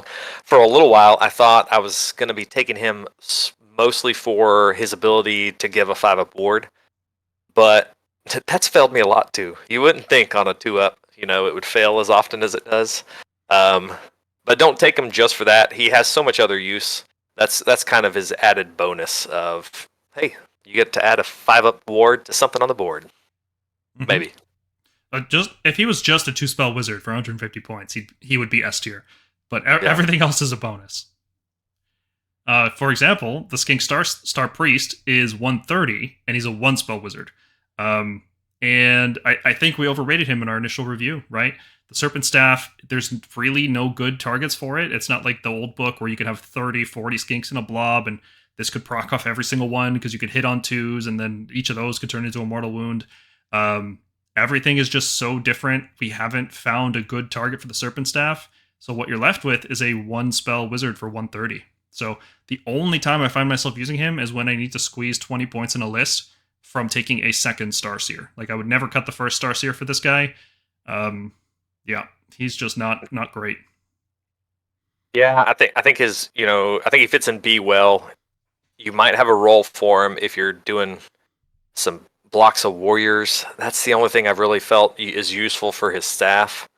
Other than that, the second cast from the Starseer is absolutely worth the 20 points. So if you've got it, make sure you can have enough room for the Starseer. Mm-hmm. It's definitely worth it. Yeah, I think the Star Priest could be 100 points, and that would give him a use, right? That's a real difference in cost right there. Yeah.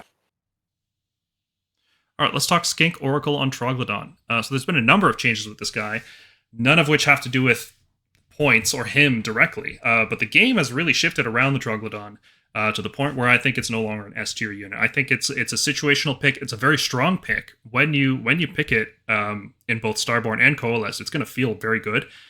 But it's not just a slam jam like it used to be. And that's because people have stronger unbinding. So Primordial Mire, it is a very strong spell, but it's very easy to unbind it now compared to how it was before.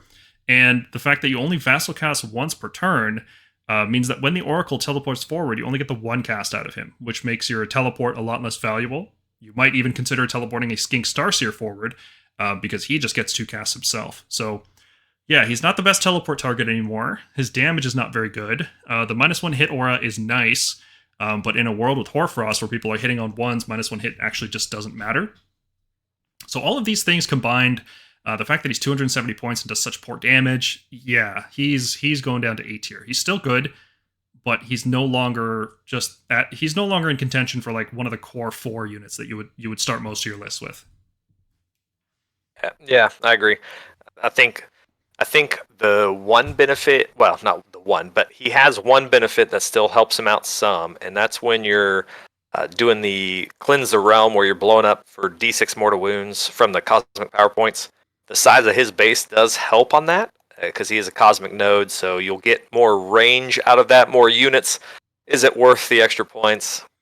I guess that's up to your individual list if you can fit it in there. He still has a role, but not auto-include like he used to be. Yeah, I think he could drop 50 points at this. That change to vassal casting is so huge. He really doesn't feel worth 270 anymore. I think for him to get his status back, he'd have to be a lot more efficient. Yep.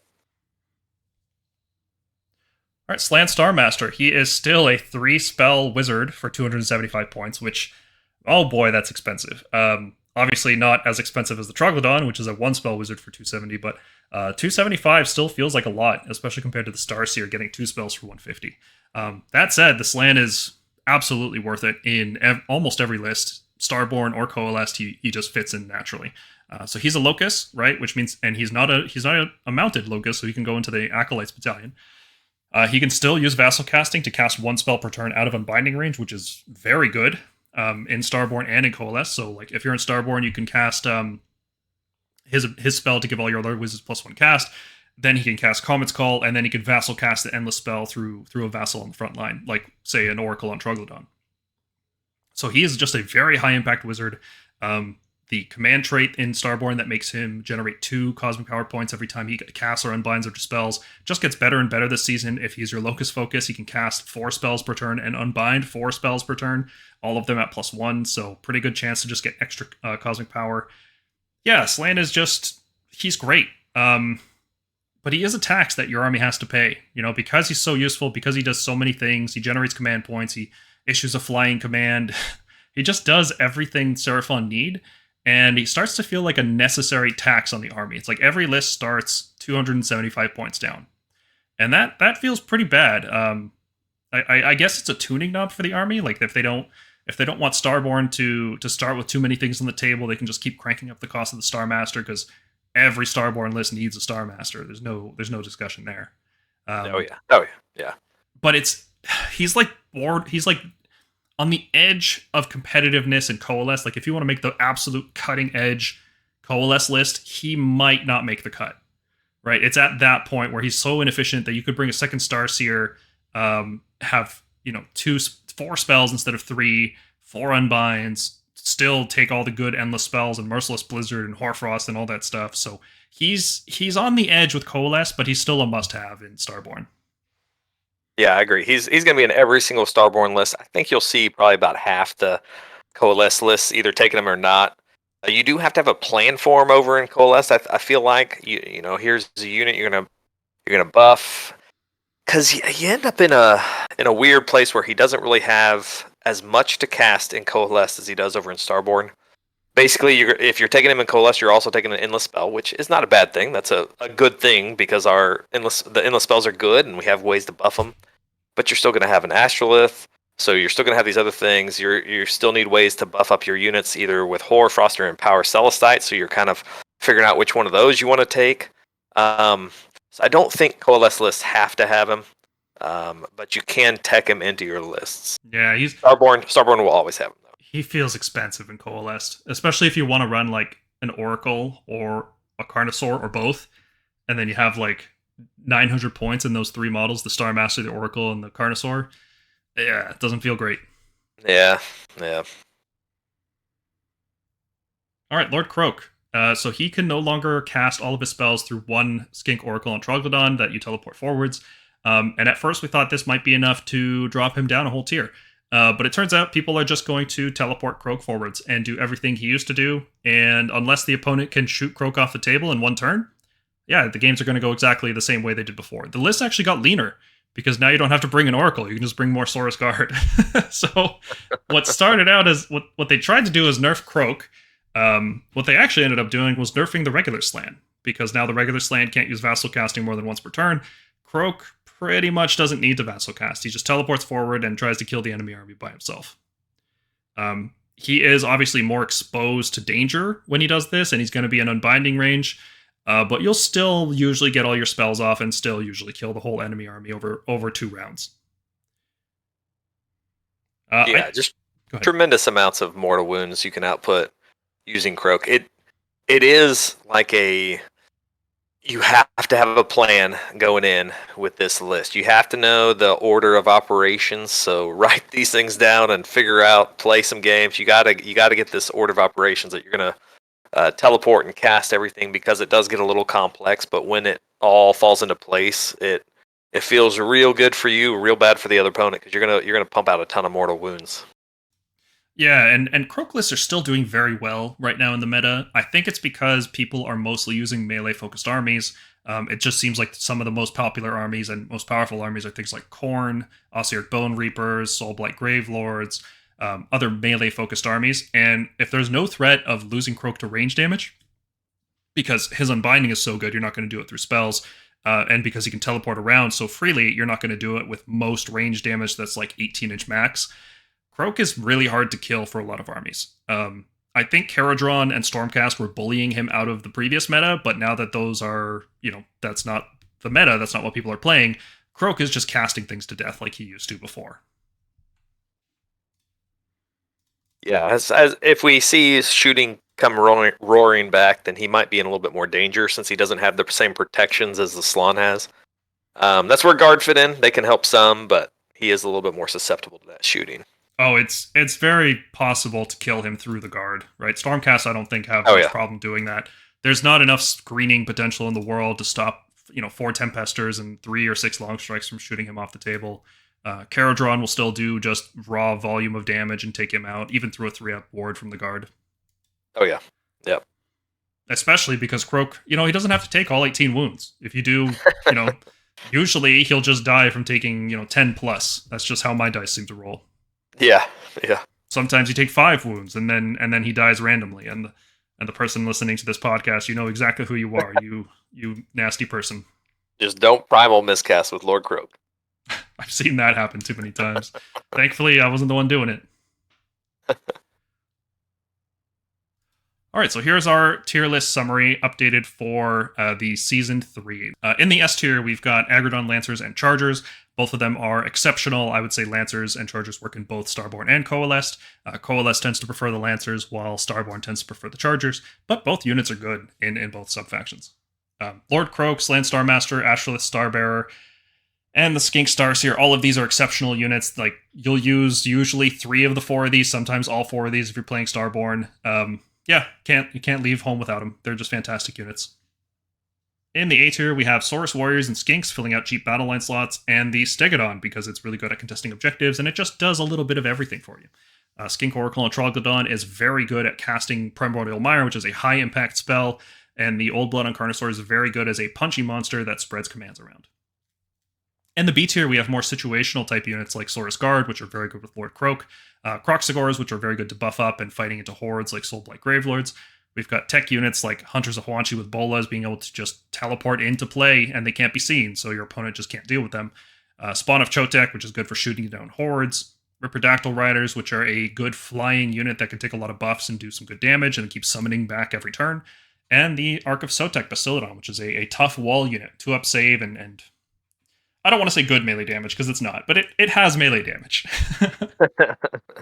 If you're good at rolling 6s, it has good melee damage. Oh yeah, it's so easy. The game's easy. Just roll 6s. Just roll 6s. Rounding out, we've got the Skink Star Priest, who is an inefficient wizard, but he does have decent buffs, and the -1 hit spell, I guess we didn't talk about that earlier, that's a good spell, that -1 hit. I really like that. I just wish he was cheaper. And the Stegodon Chief, again, another model I wish was cheaper, but does feel good when you actually have it on the table. In the C tier, this is the cutoff point for competitive play. Anything below this we don't think is going to be viable in tournament play. We've got Pterodon Riders as a situational, fast-flying screening unit that can sometimes just hop over things and take objectives. With Speed of Huanchi, it can move 32 inches in one turn, plus a run. Absolutely disgusting how far that can go. The Solar Engine Bastiladon is the only source of native Ren 3 in the book, and the only source of Ren 3 shooting in the book. So when you need to punch down armored targets that have spell ignores, and there's a lot of those right now, with OBR, with Stormcast, and with Slave to Darkness, there's a lot of stuff that can deal with your spells and also have high saves. Ripperdactyl Chief is a situational pick when you bring Ripperdactyl Riders, and so the Scar Veteran on Agrodon is a situational pick when you bring a lot of Lancers. But probably better off swapping those out for other units. And everything else that we talked about is not competitively viable for all the reasons discussed previously. That leaves us with 23 out of 32 viable Warscrolls, which, whatever you want to call viable, we consider C tier or higher to be viable. And that's a rating of 72%, which is good. Not great, it could be better. I think it was actually better in our initial review, even though we did overrate things like the Spawn of Chotek and the KROXIGOR Warspawn. I think these updates have just kind of made things seem a little bit worse, aside from Lancers shooting up to the top, everything else kind of got a little bit worse, right? Like Oracle's a little bit harder to use, Warspawn are harder to use, Scar Veteran kind of lost the niche, right? Because it's just now competing with the Old Blood on Carnosaur. It's about the same, maybe a little bit worse, but the army still feels very, very good. Yeah, I think it's still in a great place. I don't see it totally dominating everybody. I think it has some really good, hard counters to it. And so if you can build a list to play against those counters, then I think you can do really well. I think Seraphon's in a great place. Yeah, it's in a good enough spot that, aside from Lord Croak bullying people, specific armies, Seraphon feels good. It's a high skill cap army that has gorgeous models, and I don't think people will hate playing against anything except Croak. Like, there's nothing else in Seraphon that is really so oppressive that people are going to hate it the way they hated the 2nd edition book. Yeah. All right, Caleb, let's talk about the neutral endless spells. Unfortunately, Seraphon don't have their own endless spells, but they do get to add 6 inches to the range of all their casting, so we can effectively talk about how good all of these spells are with an extra 6 inches attached to them. Yeah. So let's start with the Aether Void Pendulum. We gave it a C tier in our Battletome review, kind of a situational, cheap damage spell. And oh boy, has it gotten a lot better since then. Instead of a 2+ to deal D3 mortal wounds, now it's a 2+ to deal D6 mortal wounds. And this is to each enemy unit it passed over and each enemy within 1 inch. Normally it has a 17-inch threat range, casting 8-inch range and then 8-inch move and then affects units within 1 inch. But with plus 6 inches, that makes it a 23-inch. That means even if you're playing on one of those deployment maps where you are 22 inches away from an enemy, you can cast this from front line to front line and hit the enemy front line and then pass through them after that. This is a really good spell in Starborne in particular because you can teleport a unit onto a flank. Something like a Skink Star Seer is perfect for this. Or a Troglodyte, and then you vassal cast this from a Slan out of unbinding range. And you summon the Pendulum and you pass it through a lot of different units on the enemy army. And I've got to tell you, D6 mortal wounds to each enemy unit is a pretty big threat. Your opponent definitely has to respect that. And it's only 40 points. So that's like one of the best endless spells in the game. Definitely worth paying 40 points to get this spell in your army. Absolutely. Yeah, great one. It just pairs so well with all the mortal wounds we're already doing. Just add on another D6 to it is just added bonus. Just it's great. Mm-hmm. One thing I saw somebody use in the Pendulum there's a Slan command trait that doubles the range of spells. Now you don't get the extra summoning points command trait if you use that, but it is worth noting that you can add 6 inches to these after you've already doubled the range on these. So if you wanted to, as we're thinking about all these, you can tech into a list that maybe isn't focused on summoning, but is focused on just throwing endless spells all the way across the board. Mm-hmm. And they did pretty well with it. They had the Pendulum in their list. They were doubling that range on it, adding 6 to it as well. Just moving it real far. Oh, there's somebody else out there. Okay, so I thought I was going to unveil some secret tech here. Because in the command trait section, I talk about this. But I guess, yeah, we can mention it here. That Slan command trait is good, right? Because you can vassal cast one spell, then Comet's Call, and then just hard cast a Pendulum from 16 inches, and then it moves 16 plus 6, so 22 inches, then it moves 8, then it affects units within 1 inch. Like, you cast this out of unbinding range and hit the enemy army off of deployment. it's disgusting. And that's a good command trait, I think. Unless you're going like full in spell casting with like Lord Croak in order to just generate so many summoning points you can do the D6 Mortal Wound Blast every turn. Sure, but why not use that command trait and then bring the Pendulum and deal D6 Mortal Wounds every turn? Yeah, I like it. It's nice. Yeah, so Pendulum is very good. One of the top 3 spells, I think, right now. Burning Head, this one's weird. Instead of just exploding and dealing D3 mortal wounds to each unit, now it attaches itself to a unit, and on a 2+, it deals D3 mortal wounds to that unit every movement phase. Now it's weird because it still needs to roll a 2+ to attach itself, and then a 2+ to deal the D3 mortal wounds. And it's 30 points, so I think it's unplayably bad, honestly, because the Malevolent Maelstrom exists, and it just does so much more for the same point cost. So, Burning Head just feels useless. Yeah, you got it right there. Just use Maelstrom. Yeah, nice and simple. Chronomantic Cogs are completely changed. They went up 20 points from 70 to 50. That's a fun typo in the pitch battle profiles. So they still cast on a 6, but instead of rerolling spells, what this allows you to do is cast an extra spell with a wizard in range. And that spell has to be either Mystic Shield or Arcane Bolt. Now, this is pretty decent if you're using a Slan with Lord of Celestial Resonance command trait to get extra cosmic power, because this just gives you another spell each turn, so you're now a 4-spell wizard all the time, sometimes a 5-spell wizard. So the Slan by himself could be generating 10 cosmic power on your turn alone, which is really good. But it also has this secondary effect where wizard heroes wholly within 6 inches are -1 hit. And that is pretty cool, right? If you're using Lookout Sir to get -1 hit, this stacks on top of it to negate enemy all-out attack. It really makes your opponent just not want to shoot you with anything at all, even if they do get within range. So, pretty cool. It's got some additional situational use. If you have like an Arcane Tome on any hero, they become a wizard, and then they get the -1 hit. So, in theory, you could have like a -1 hit Stegodon Chief, which is cool. How useful is that? I don't know, but it's there. It's a thing you can do. Yeah. As I look at my list, trying to make sure I can get 15 conjuration. Gosh, what is the name? Cosmic power points, whatever those things are called. As I'm trying to get up to 15, this actually helps quite a bit, more than I thought it would. Now, it is worse than it was before because you don't get rerolls to your spells, which it was absolutely critical to getting all of Kroak's damage through. But this does help us obtain those 15 cosmic power points easier because we get an extra spell cast. So that's used on the Salon as an extra 2 cosmic power points. And then the -1 to hit is useful because generally in a Starborne list, you're going to have spellcasting Savant, keep your Salon alive.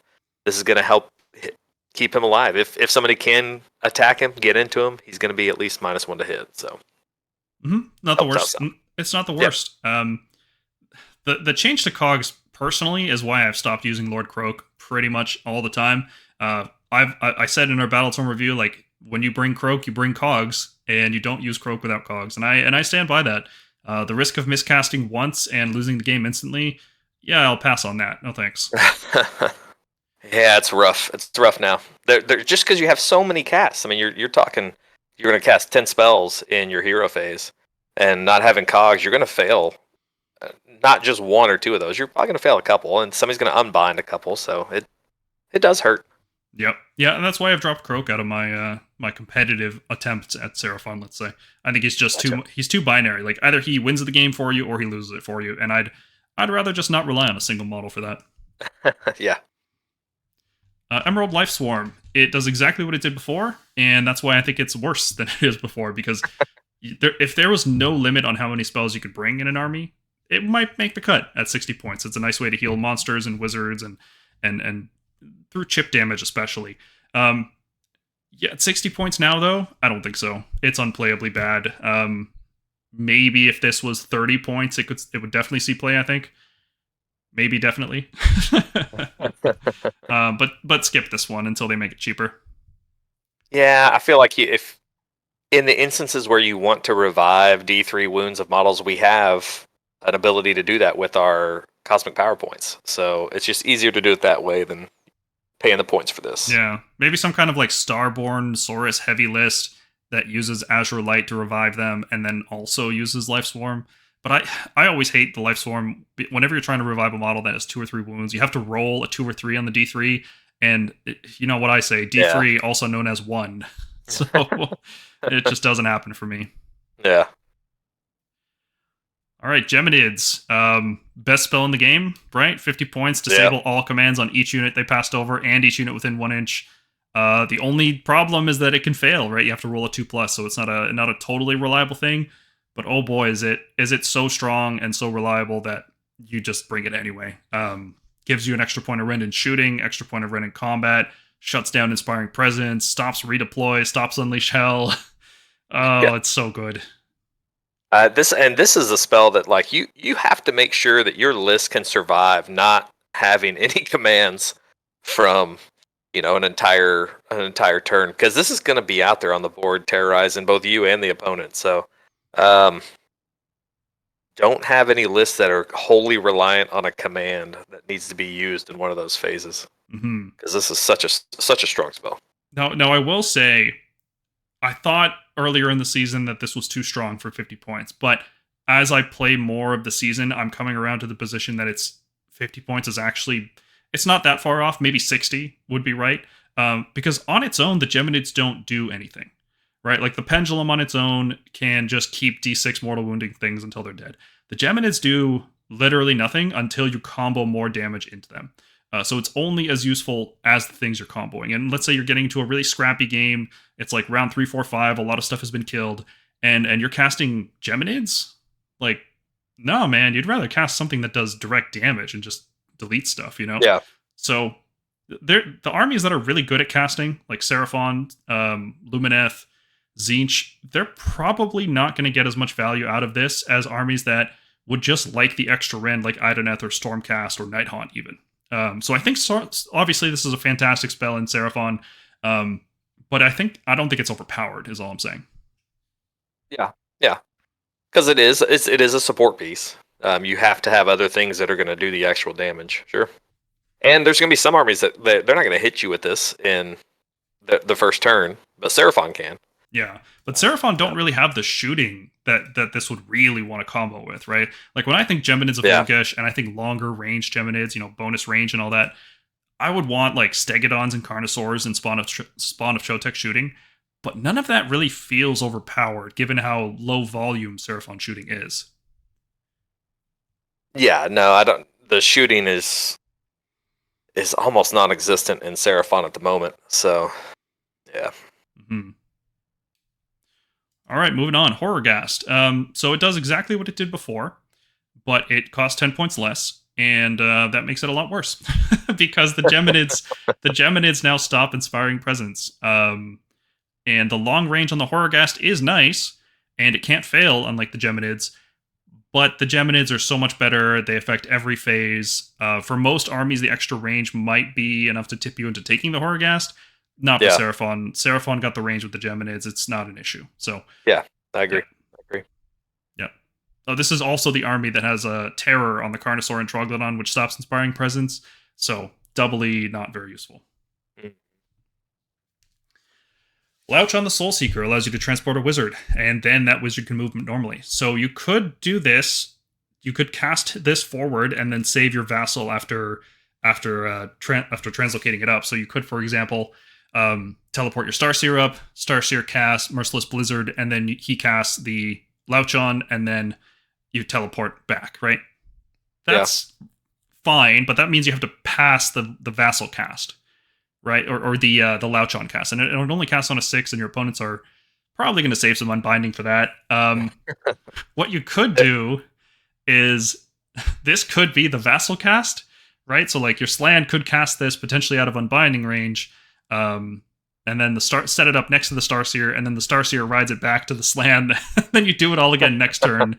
Really janky, but it's possible. I don't want to say Louchon's useless, but 50 points when you could be using Geminids and Maelstrom and Pendulum, yeah, that's a tough call. So yeah, probably not playable. And I feel like it telegraphs what you're going to do. They're going to save their primal dice for this thing so that your guys left out there in the open. Yeah, I would love it if Seraphon had like some disposable wizards that you could just teleport forward and not care what happened to them. But I feel like if you lose a wizard, it's really bad for you. So you can't just be throwing them away. Yep, you gotta have those celestial conjuration points. Mm-hmm. All right, let's talk Malevolent Maelstrom. It went from objectively the worst spell in the game to maybe objectively the best spell in the game. It just does so much damage in such a big area, and normally it would be a risk to cast it and have it implode on you as well. I've definitely had some games where I play Stormcast and cast it, right in my face and then move up into it like an idiot, and it nukes me back for D3 Mortal Wounds. But yeah, this is very, very strong. Just doing D3 Mortal Wounds to everything in a huge area, and you can just dispel it yourself and get more cosmic power points, which is silly. The fact that it does 3 Mortal Wounds instead of D3 to wizards is really good right now. Being able to snipe out small wizards by, let's say, a Slan casts Malevolent Maelstrom, and then a vassal forward casts Pendulum. You can just snipe out all these wizard heroes. It just feels great. And then, of course, the most degenerate thing you can do is you can have a Kronspine eat the Maelstrom every single turn. You make the Kronspine go wild with Rupture, and then you cast a Maelstrom, and now because every model on the table is an enemy to the Kronspine, the Maelstrom can be devoured, and the Kronspine goes up a level, and is basically just immune to damage for 2 more turns, maybe 3. It's just stupid. It's just absolutely stupid how good the spell is, and it's only 30 points. So, yeah, this one could probably be 50. Yeah, probably so. This is my go-to for my Astrolith is my wizard, and I'm gonna cast this from him, and then run my Agrodons. They're gonna kill enough models to blow this up, and it's gonna be in the middle of your army. So are my Agrodons. I can take D3 Mortal Wounds, and the Agrodon's not a big deal. And it's a great combination. It's a lot of fun. This Maelstrom is a blast. I'm gonna have to edit in a rim shot there. Yeah, I guess the one downside is like I've hit my later in the game. As the game progresses and armies get closer, this does become a little bit more of a liability because you do end up hitting yourself.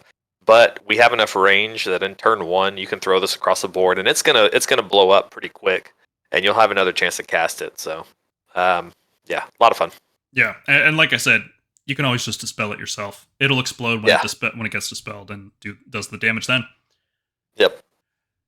All right, Prismatic Palisade. Yeah, we didn't really rank the Prismatic Palisade in our initial review. It was just too situational. I had too short of a range, and I think they fixed that problem with it, right? It's a lot longer range, 18 inches and +6 from Seraphon, so you could get this, and it affects the unit within 6, so potentially 30-inch effect range. But how often do you really want to stop shooting, especially when it's on a 3+, right? Like, it could just fail. You could spend all your points and spend a spell and get the right positioning and tag a bunch of enemy units, and then you just roll a 1 or 2, right? And that sucks. Then there's also the problem that your opponent can just dispel it before it triggers, because their dispels happen before your hero phase effects happen. So not terribly useful, even when you do get it off and get it into the right position, and you roll the 3+ on your turn. If you want to disable Unleash Hell, just use the Geminids. They're a 2+ instead. They're so much better. It's only good for the Cities of Sigmar orders, the Fusilier order to fire back. Well, it doesn't. Oh yeah, you're right. Yeah, this would work on orders. Okay. That's it. That's so that's the one matchup it'll be useful. Yep. All right, next up is the Purple Sun of Shyish. It's 10 points cheaper, and it does exactly what it did before, so it's a lot worse now. So it just gives enemies -1 save within 6 inches. This is comparable to the Geminids. The Geminids can shut off all-out defense, which is like having a -1 save effect, because people generally will use all-out defense every chance they get. So you could stack it, right? You could bring the Geminids and the Purple Sun, but I find that 130 points on these two spells isn't really the best choice. Doesn't mean Purple Sun's unplayable. Like, sometimes you just want the extra rend in order to pump things up further, but it's very situational. It's no longer the like incredibly powerful spell that everybody's worried about. It's just an overpriced purple ball now. Yeah, and you don't want to have to spend, because it casts on an 8, you don't want to have to spend your Primal dice on this if you don't have to. And so Geminids just cast, Geminids on a 6, so it just casts a lot easier than this does on an 8. Yeah. Now, it is worth saying Purple Sun is harder to dispel, right? And that's a benefit. Yeah.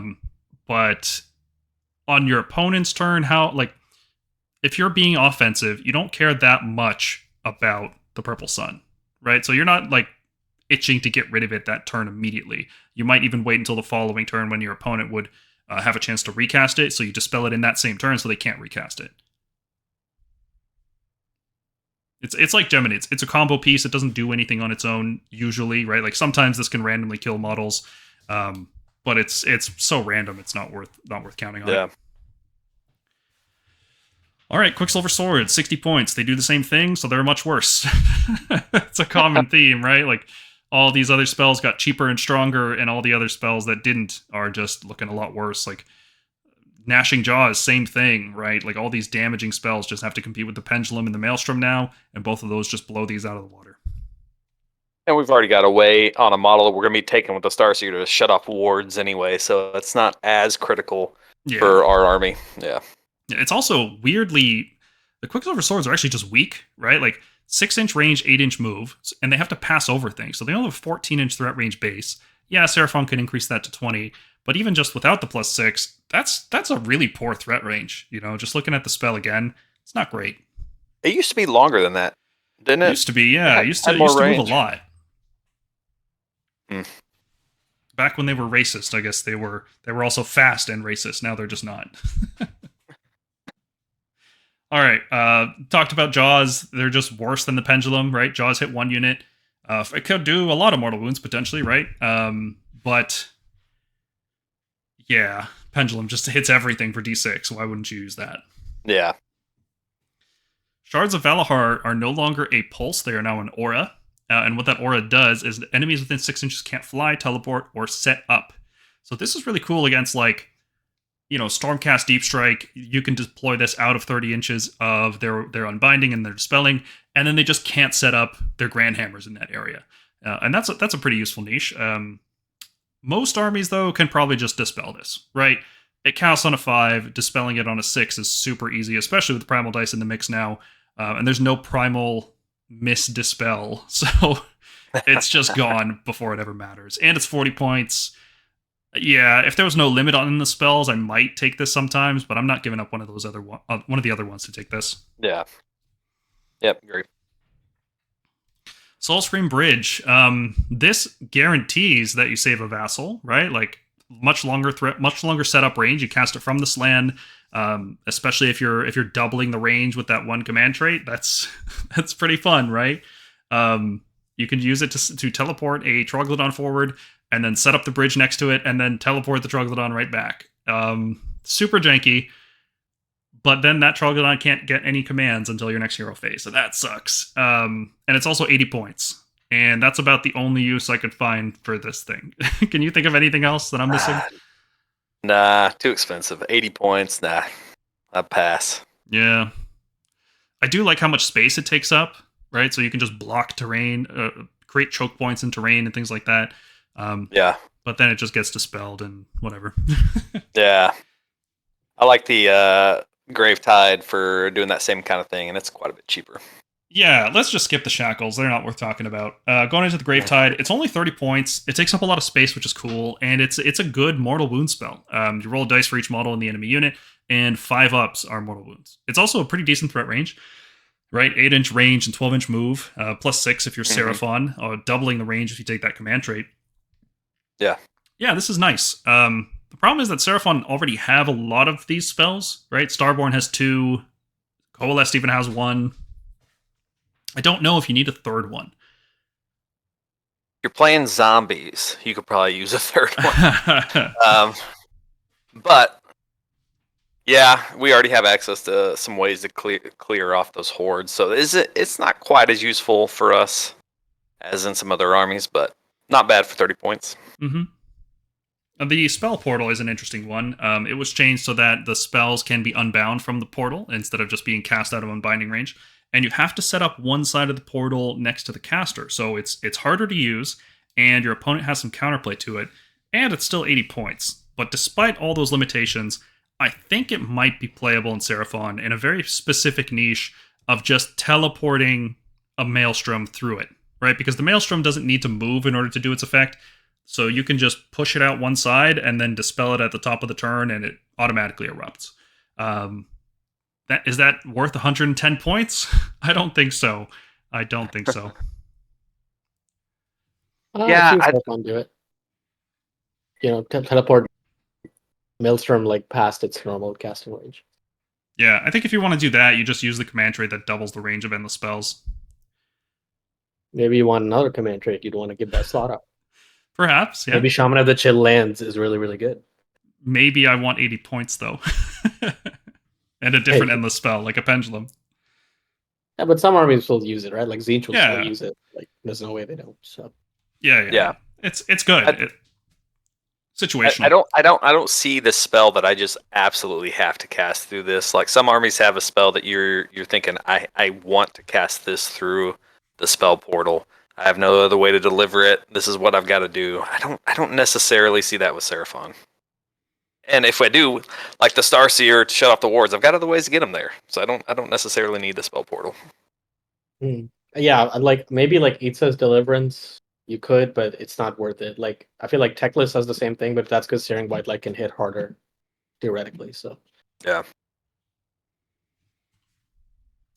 All right, let's talk about allies. First up, we are going to look at the new Cities of Sigmar units. We just did a live stream about this the other day, and I took the liberty of picking out my favorites, what I think I might consider using in a Seraphon list. First up is the Great Cannon. So I think it's 30 points more expensive than a Spawn of Shotek. It can't move, but it does that Rend 4 shooting attack, which is really good. Like I said, this army really lacks any high Rend shooting. The Bastiladon being a Rend 3 shot at 9 damage is pretty good. The cannon at 150 points also feels okay for that purpose, but it's got some problems. 24-inch max range, only 2 shots, they hit on 4s.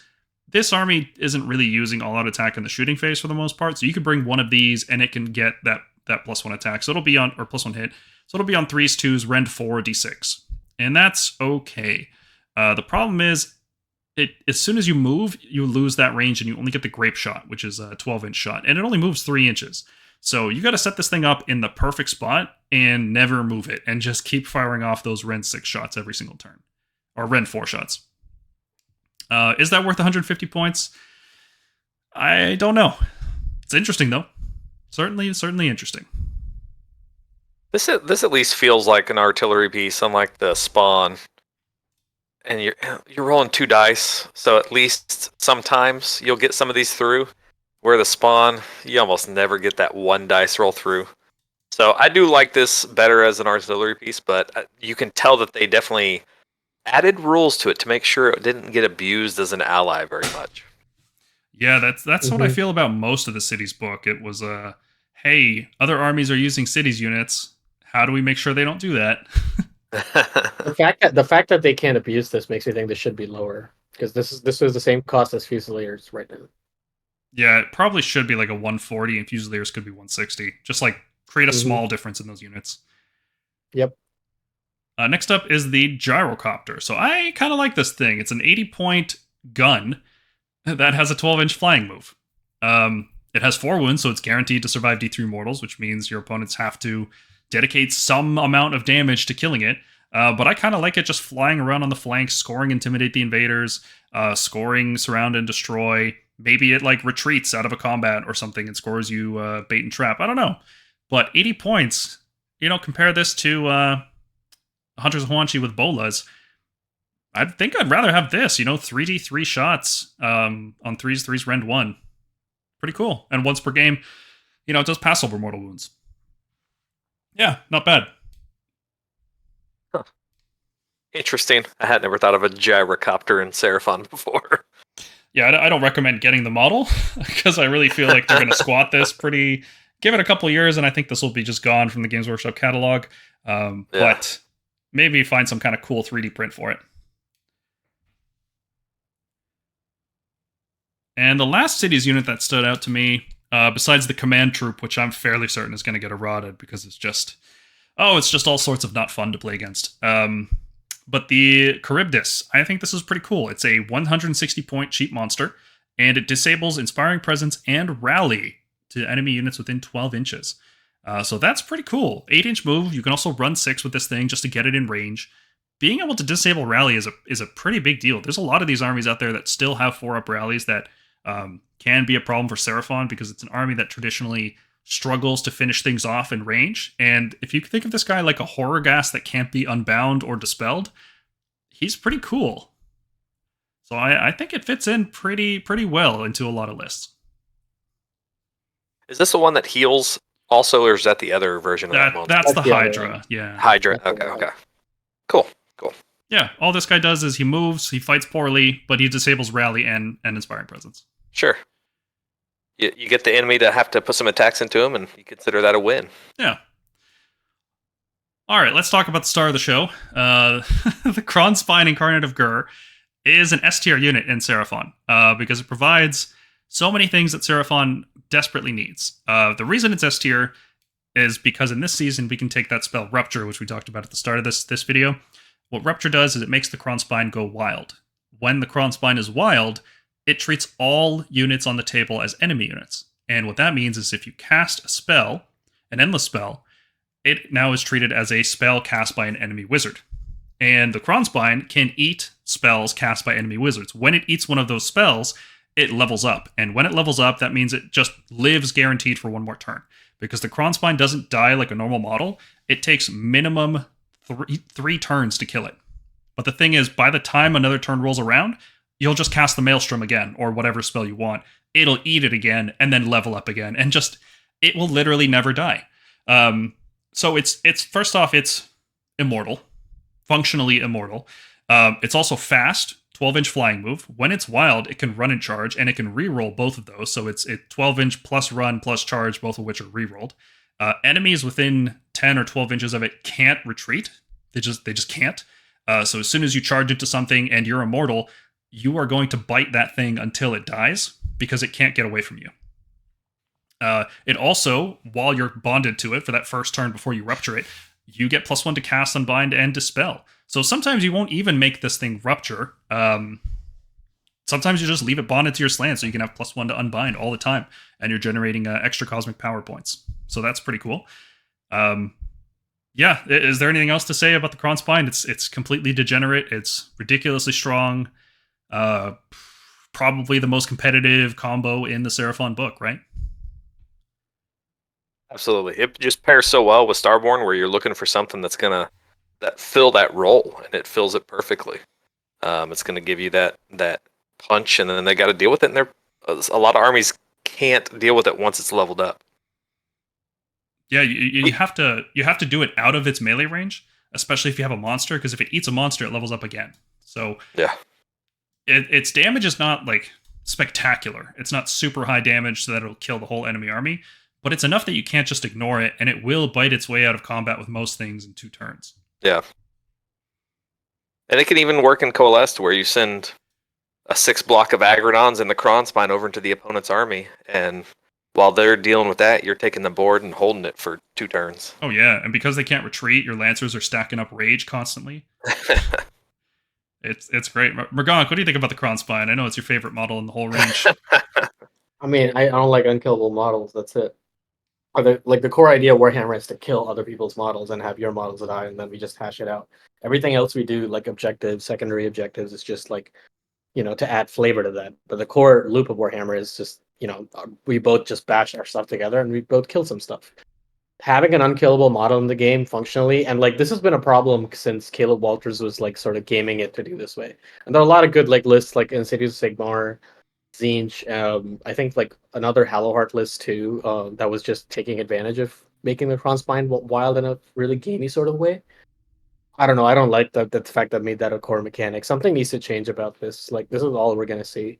Like this is functionally so unfair against armies that do not have any kind of summoning or recursion. Like Soulblight probably doesn't care, but everyone else does. Yep, it's zero fun to play against. As soon as I saw Rupture when the GHB leaked a month and a half ago, I said this is going to be the worst season ever because of Rupture and how the Incarnate works. And that prediction, sadly, is coming true. It's just not fun to play against this thing. Not fun to play with it either, frankly. It's just not like, okay, you figured out the combo, cool. You just do it so reliably every time. It's just not fun. We've seen there was a big GT over in England that the top 2 teams were both Seraphon that had a Kron Spine in both of them, and they were fighting it out for the top spot. A Seraphon unit, or a Seraphon army with Kron Spine won, obviously. But yeah.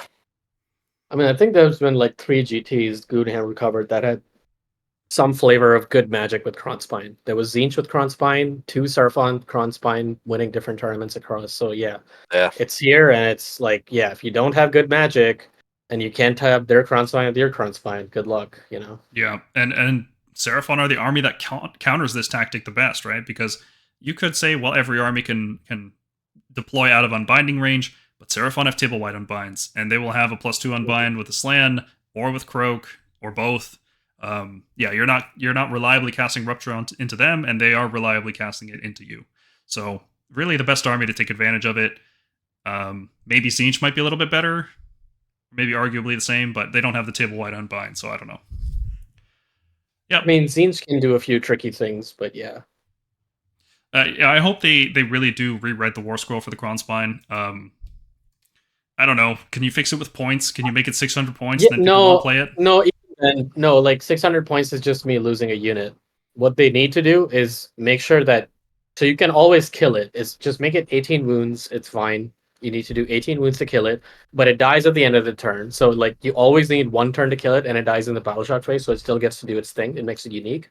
The levels just simply add to its ability to attack better, and then eat spells better. That's it. Yeah, sure. If it becomes killable, they can make it cheaper too.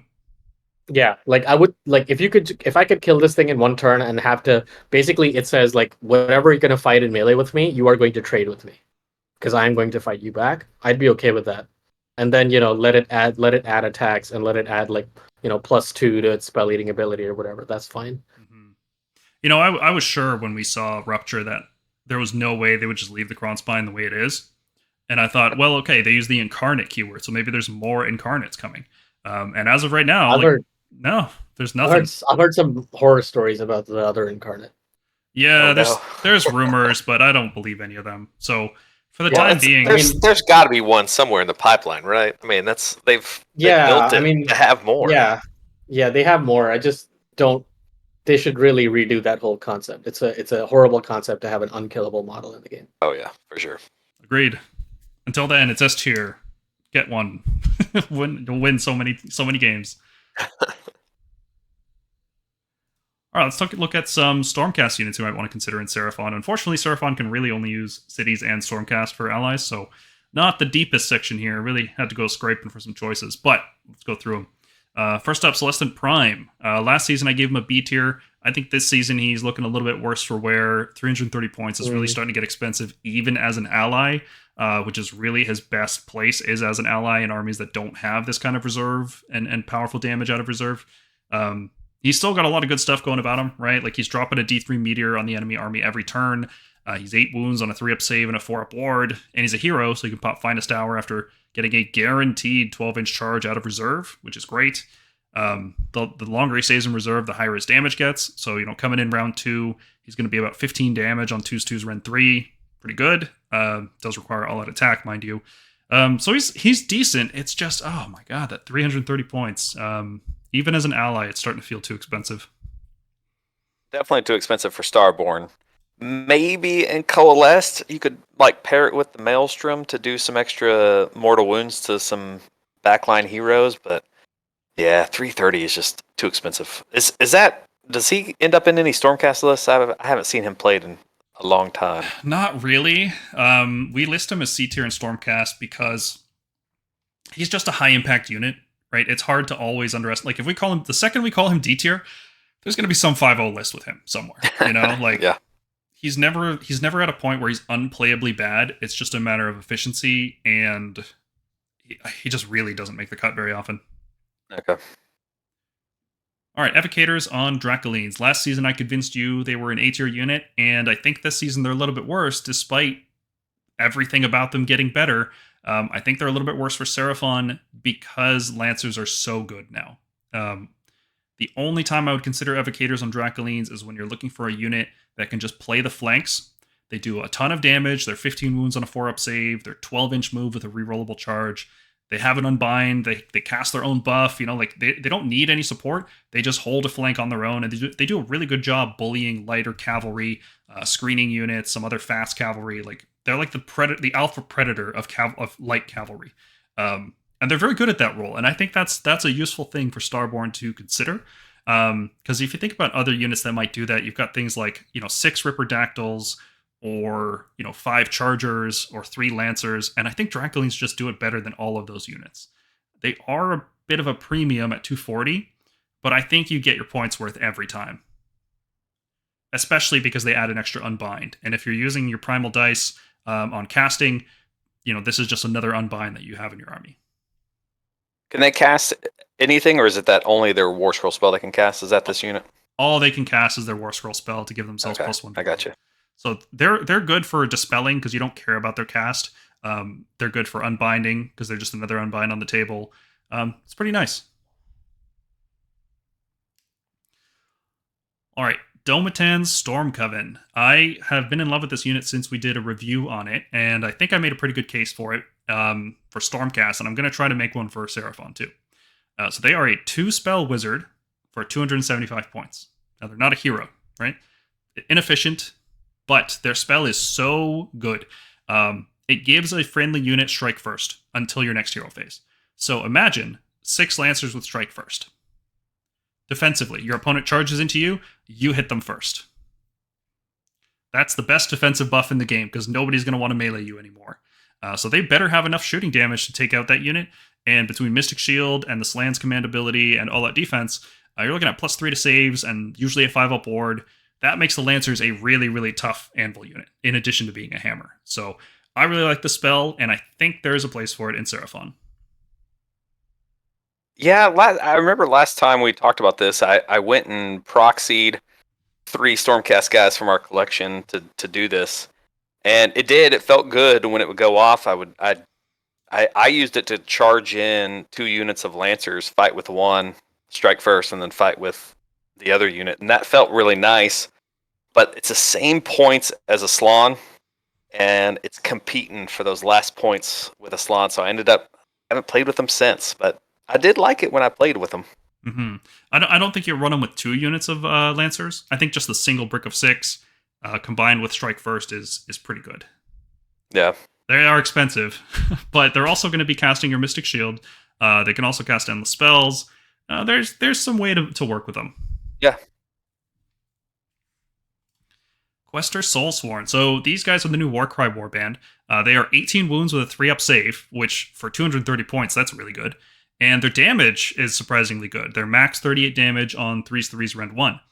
They have a cool ability where they count as 3 models anytime they're contesting an objective wholly outside your territory, and that works really well because they can teleport themselves once per game. So you can deploy them on the front line as a durable anvil unit. They do decent damage that can't be ignored, and then as soon as you need them to be anywhere else on the table, for battle tactics or like surround and destroy, you can pick them and then teleport them, or intimidate the invaders, or your opponent just left an objective open.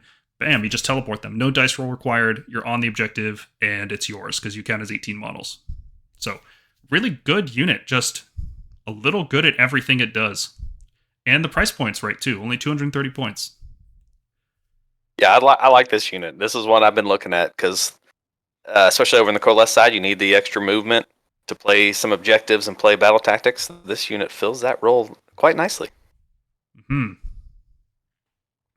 And the last Stormcast unit I want to talk about are the Vigilors, because they got a 20-point cut, and they give +1 hit against anything that they damage until the end of the turn. So this could save you a whole bunch of command points if you're using a mix of shooting and melee in particular. Let's say you got a Bastiladon and a Stegodon. They shoot, they get +1 hit, both of them without having to bring a Carnosaur, which is a lot more points, 260. Problems with Vigilors, though, is that they only have a 23-inch threat range. Their damage is not very good. I think it's like 11 max on 3s, rend 1. And they're pretty fragile. 10 wounds on a 4-up save. So they're really just there to give you +1 hit and make everything go smoothly. But they're decent at that. Like, they could sit on an objective and just keep shooting at stuff. So not the worst thing in the world for 150 points. Would you cut a unit of 10 Saurus Warriors for this? I don't know. Or even Chargers. It's a tough sale. I played them some as an ally back when I would run like 2 or 3 Bastiladons. And that was pretty fun because Bastiladon hit was notoriously terrible. But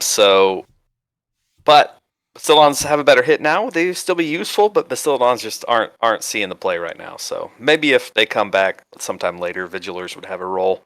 But also the Old Blood could do the same thing, basically. Give +1 to hit to 2 different units. Vigilors could be 130, man. Maybe that's when I'll ally them in. Yeah. It's 10 shots. It's like we have Reavers and Slaanesh Archers in this game now. 10 shots shouldn't cost 150. And Fusiliers, don't forget Fusiliers. They have double the damage. Fusiliers. I checked. The Sergeant actually has 2 shots, not 1 extra. Yeah. So they have 22. They have 22 shots for 150. Yeah, they're literally double the damage of Vigilors for the same price. And hit 6 mortals. Let's not forget that. And the same save, 4-up Ethereal. Yep. And they have better revive. Yeah. Okay. Next. can't just be mad about Fusiliers all day. Yeah. Like, these could have been 130. Like, this could have been like the highest redeem. But at 130, they would be serious ally consideration because I could then use them as like a cheap screen, but also to buff up all of my shooting units. Get some extra CP value in melee or something. Yeah. All right, section 2, talking about the Seraphon Allegiance abilities. We use the same ranking system that we did before. Let's start with the Starborne command traits, because I actually think there's been a significant shift in how we value all of these. Like you talked about, Caleb, Arcane Might, control 3 endless spells, and you can double the range of endless spells. This is better than it was before, because the spells that we want to cast are actually good. If you just think of this as plus 8-inch range on Pendulum, or Geminids, or Purple Sun, or Maelstrom, this is very good, especially when you combine it with the Astral Bear giving another +6 on top of that. This allows you to cast long-range spells without having to use your Vassal Cast, which allows you to use your Vassal Cast on other things, other more impactful things. Like, for example, a Stellar Tempest from outside of line of sight and outside of unbinding range. You can do a lot with this Arcane Might. I really like it. Being able to control 3 endless spells, yeah, that part doesn't really matter. But doubling the range is very useful. Oh, yeah. It's nice. It's a nice tech piece, especially if you build a list to specifically take advantage of this. It can be very, very useful. Endless spells are very good. Um, some are really good, and so doubling the range on them is just it's worth taking now. Mhm. Maybe not enough to get me out of Lord of Celestial Resonance, but if you take it, I'm not going to fault you because the Arcane Might is good. Yeah, I think Lord is really useful if you're trying to hit specific breakpoints. Yeah. But if you're not, and you're okay with just summoning a unit every other turn instead of every turn, then Yeah. Arcane Might could just be the range you need to do the damage, which is probably what you would have been doing with the extra summoning points, right? So you don't have to use the summoning points right away. You can bank them for a following turn, and you're still doing damage every single turn, all the same. Yeah, because you're going for the ability that lets you blow up things for D6 mortal wounds with Lord of Celestial Resonance CP, or you can just take Arcane Might and do that damage with the Pendulum. So Right, and then next turn you do Pendulum and the D6 blast. So yeah, Cleanse the Realms. That's the name of it. yeah, so it's good. It's a legit good command trait. Yeah. All right, higher state of consciousness. Ignore all modifiers to save rolls for attacks against this general. Oh, this is bad. This is made a lot worse by Lookout Sir. You usually just don't get shot. If your slant is getting meleeed, you're doing something really wrong. So this is really just for shooting, and usually you shouldn't be getting shot either. So Yeah. pretty bad command trait. Lord of Celestial Resonance. So I was torn on this one. I gave it an A tier last time because I was really on the fence about whether I wanted Lord of Celestial Resonance or Master of Magic. But with Locus Focus in the game giving you extra cast and unbind sometimes, and the fact that Primal dice don't interact with rerolls, they don't stack with each other, Lord of Celestial Resonance is definitely like the best command trait. I don't think it's a question between this and Master of Magic anymore. This is clearly the winner. So extra CPP when you cast Unbind and Dispel just pushes you towards those 5 extra chargers every turn, or just making sure you get past bad streaks of unbinding against the enemy, or towards Cleanse the Realms to do D6 mortal wounds every single turn. Yeah. And over the course of a game, because this actually works with casting, unbinding, and dispelling, you're going to gain quite a few conjuration points from this throughout the course of the game. So it's worth itself, like the summoning of extra units for this thing. So especially with Maelstrom, that's an endless spell you want to dispel yourself before your opponent gets a chance to, because when you dispel it, it explodes, and when you dispel it, you'll get 2 CPP. So you'll get 2 when you summon it, 2 when you dispel it, and then you do it all again the next turn. Yep. Vast Intellect. You get to learn 2 spells from the lore of Celestial Domination. I think this is really good. I think this might be better than Shaman of the Chilled Lands, because Shaman lets you learn all the spells from the lore of Primal Frost. This basically lets you learn all the key spells from the lore of Celestial Domination. So why is this one better? Well, because you generally only want 1 or 2 of the Shaman spells, right? Like Hoarfrost could be taken by a Skink Starseer. Blizzard could be taken by a Skink Starseer. If you're not playing a Kron Spine, Rupture is useless to you. So it's like, you can just take 2 spells from the lore of Celestial Domination, and then just take the 1 spell you want from the lore of Primal Frost, which is usually going to be Hoarfrost on this land.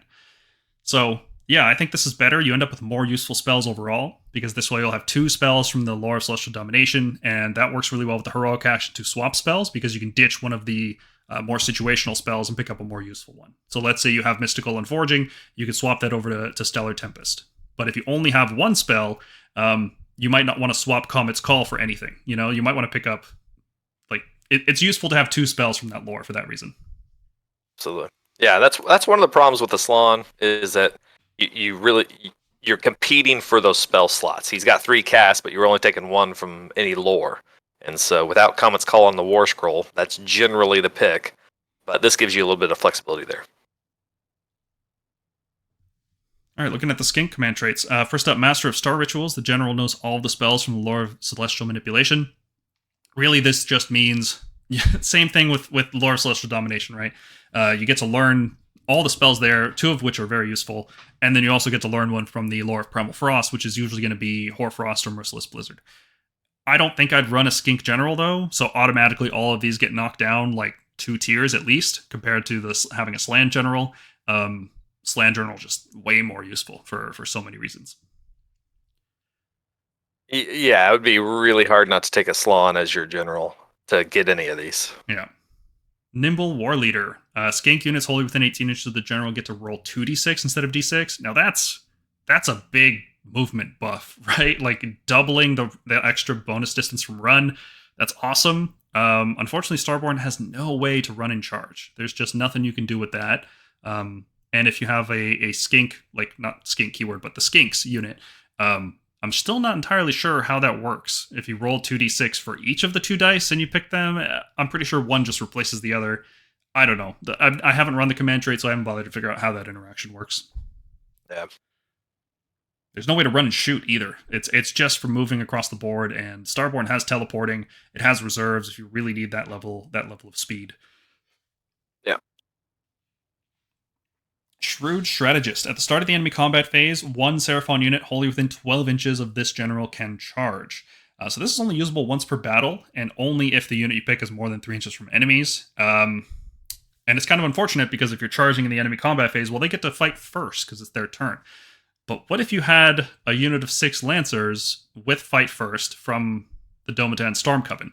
Well, that's where this command trait comes into play. So this complete gimmick list, but it seems super fun to countercharge in the enemy turn with a +1 from the Lancers, mind you, and then get to strike first. Seems pretty cool. Yeah, I can see that working.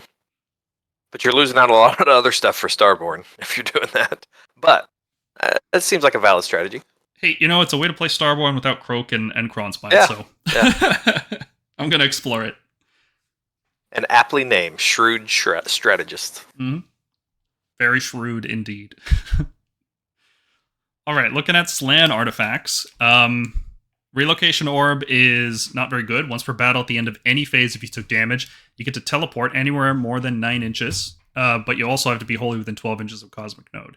So this is pretty bad. I can't think of any uses for it. Like, I guess you could hurt yourself with an endless spell in order to trigger it. When do you ever want to do this? And if you're getting hit in melee, you're probably going to just die. And if you're getting shot, you're probably going to die. Right? It's just so situational. I can't imagine when you'd want to take this artifact. Yeah, I don't know. If you're in that situation, your game's probably lost. Yeah, pretty much. Prism of Amontok. Once per battle at the start of any phase, pick an enemy unit within 12. It takes D6 mortals. Yeah, cool. Once per game, D6 mortal wound blast. That's not bad. Yeah, that's all right. Unfortunately, it's not the Space Folder staff. That's really the only problem with it. Yeah. Zoetic Dial. I don't care. It sucks. Don't use it. Yeah. Space Folder staff. This is like a tax on the army. If you're playing Starborne, you have to bring this. Right? There's just no discussion. Once per turn, you get to set up a Seraphon unit more than 7 inches instead of more than 9 inches. This is tremendous. It is one of the reasons you play Starborne instead of Coalesced or play Seraphon in general, because it's so strong to do this every single turn with summons, with reserves.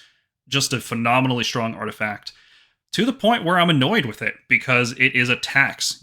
If you want to bring in another artifact, you have to bring a Warlord Battalion, which means you got to bring 3 heroes, and 2 of them have to be sub-commanders, which really messes with your battalions, and it kind of annoys me. I kind of wish this wasn't an artifact and it was just a thing that Starborne did, because every list has it. Yeah, that would make sense if it was a faction buff. But, I'll take it as an artifact instead of having to pay for it like a Lord Imperatant that the Stormcast has to do. Yeah. Now, I think this should probably be a command trait instead, because if this competed with Lord of Celestial Resonance, well, that's a real choice. Yeah, right? You'd have some hard decisions to make there. Yeah, but with the artifacts, like, there's nothing in this army I'd rather have. Like, not even close. Skink artifacts. So one of them heals you D3 every hero phase. It's okay. Sacred Stegodon Helm is good. +1 save always, and +1 damage if you get charged. So it's looking a little bit worse because Troglodons aren't as necessary as they were before. You can still bring a Troglodon. You can still give it +1 to save rolls, which is really useful. Also really good on a Stegodon Chief, right? A +1 save all the time, which stacks with all out defense. It stacks with Armored Crest. It stacks with all Mystic Shield and Finest Hour. There's a lot of stacking you can do. So it's a great artifact. The problem is it's not Space Folder staff. Yeah. So, yeah. I think these end up competing a lot with Arcane Tome and whether you want the extra spell cast on your extra artifact. And that's a valid choice, right? Choosing between Arcane Tome and the Sacred Segadon Helm, that's a cool choice. Unfortunately, you can't take all three, Staff, Helm, and Tome. Wish you could. That would be great. Yeah. Cloak of Feathers, -1 hit and +4 move. That can only be taken by a Starseer or a Star Priest. Right? Nothing else can use that because it can't be taken by a monster, so I don't think I ever care about this. Pretty bad. Used to be the go-to in the old book. Yeah, the one we all took, yeah. When every hero could take it. It was great. Alright, Lore of Celestial Domination. This is the Slan Starborne spell lore. Croak knows all of these. These rankings don't mean anything to him. But we can go over these fairly quickly. Comet's Call is amazing. You're going to use it all the time, and you're going to learn it at the start of the game. There's very rarely a reason not to have this as your starter spell. Tepok's Beneficence. This is a little bit worse now that the Troglodyte is no longer a mainstay. I think starting with this is, you need a specific plan. You need to have a specific unit you want to cast it on. A -1 to wound effect that lasts until your next hero phase is very good. It could be one of the spells you swap into, right? It could just be one of the spells Croak casts if he's out of range or you can't translocate anything useful. With your Celestial Deliverance, you can't hit anything, so it could be one of the spells he casts there. It's a great spell, but Starborne just want damage, I think. All right, Drain Magic. Sorry, go ahead. Some of these, I think you're looking at the raw damage of like Comet's Call, Stellar Tempest, and then you have the flip side where you're just a complete debuff. And so I think there's going to be times where, if they have a big unit that's coming at you, you're gonna put your 2 debuff spells into that. But most of the time you're looking for that raw damage. But don't overlook these debuffing spells because they have enough range. And we have ways around the range limits anyway, that you can really debuff some enemy units quite well. Yeah, I guess we could talk about Mystical and Forging, because that's the other one. So there's 2 offensive spells here, Comet's Call and Stellar Tempest, and then there's 2 defensive spells, which are Tepok's Beneficence and Mystical and Forging. I like having one offensive spell and 1 defensive spell, and for a while, I really liked having Mystical and Forging, because you could very reliably cast this on an enemy hammer in the top of round 1, and it would have Rend 0 until your next hero phase. But this spell looks a little bit worse this season, partly because Hoarfrost exists, right? And once you modify a spell with Hoarfrost, once you modify its Rend, it can't be modified anymore. So it just cancels out the Mystic and Forging.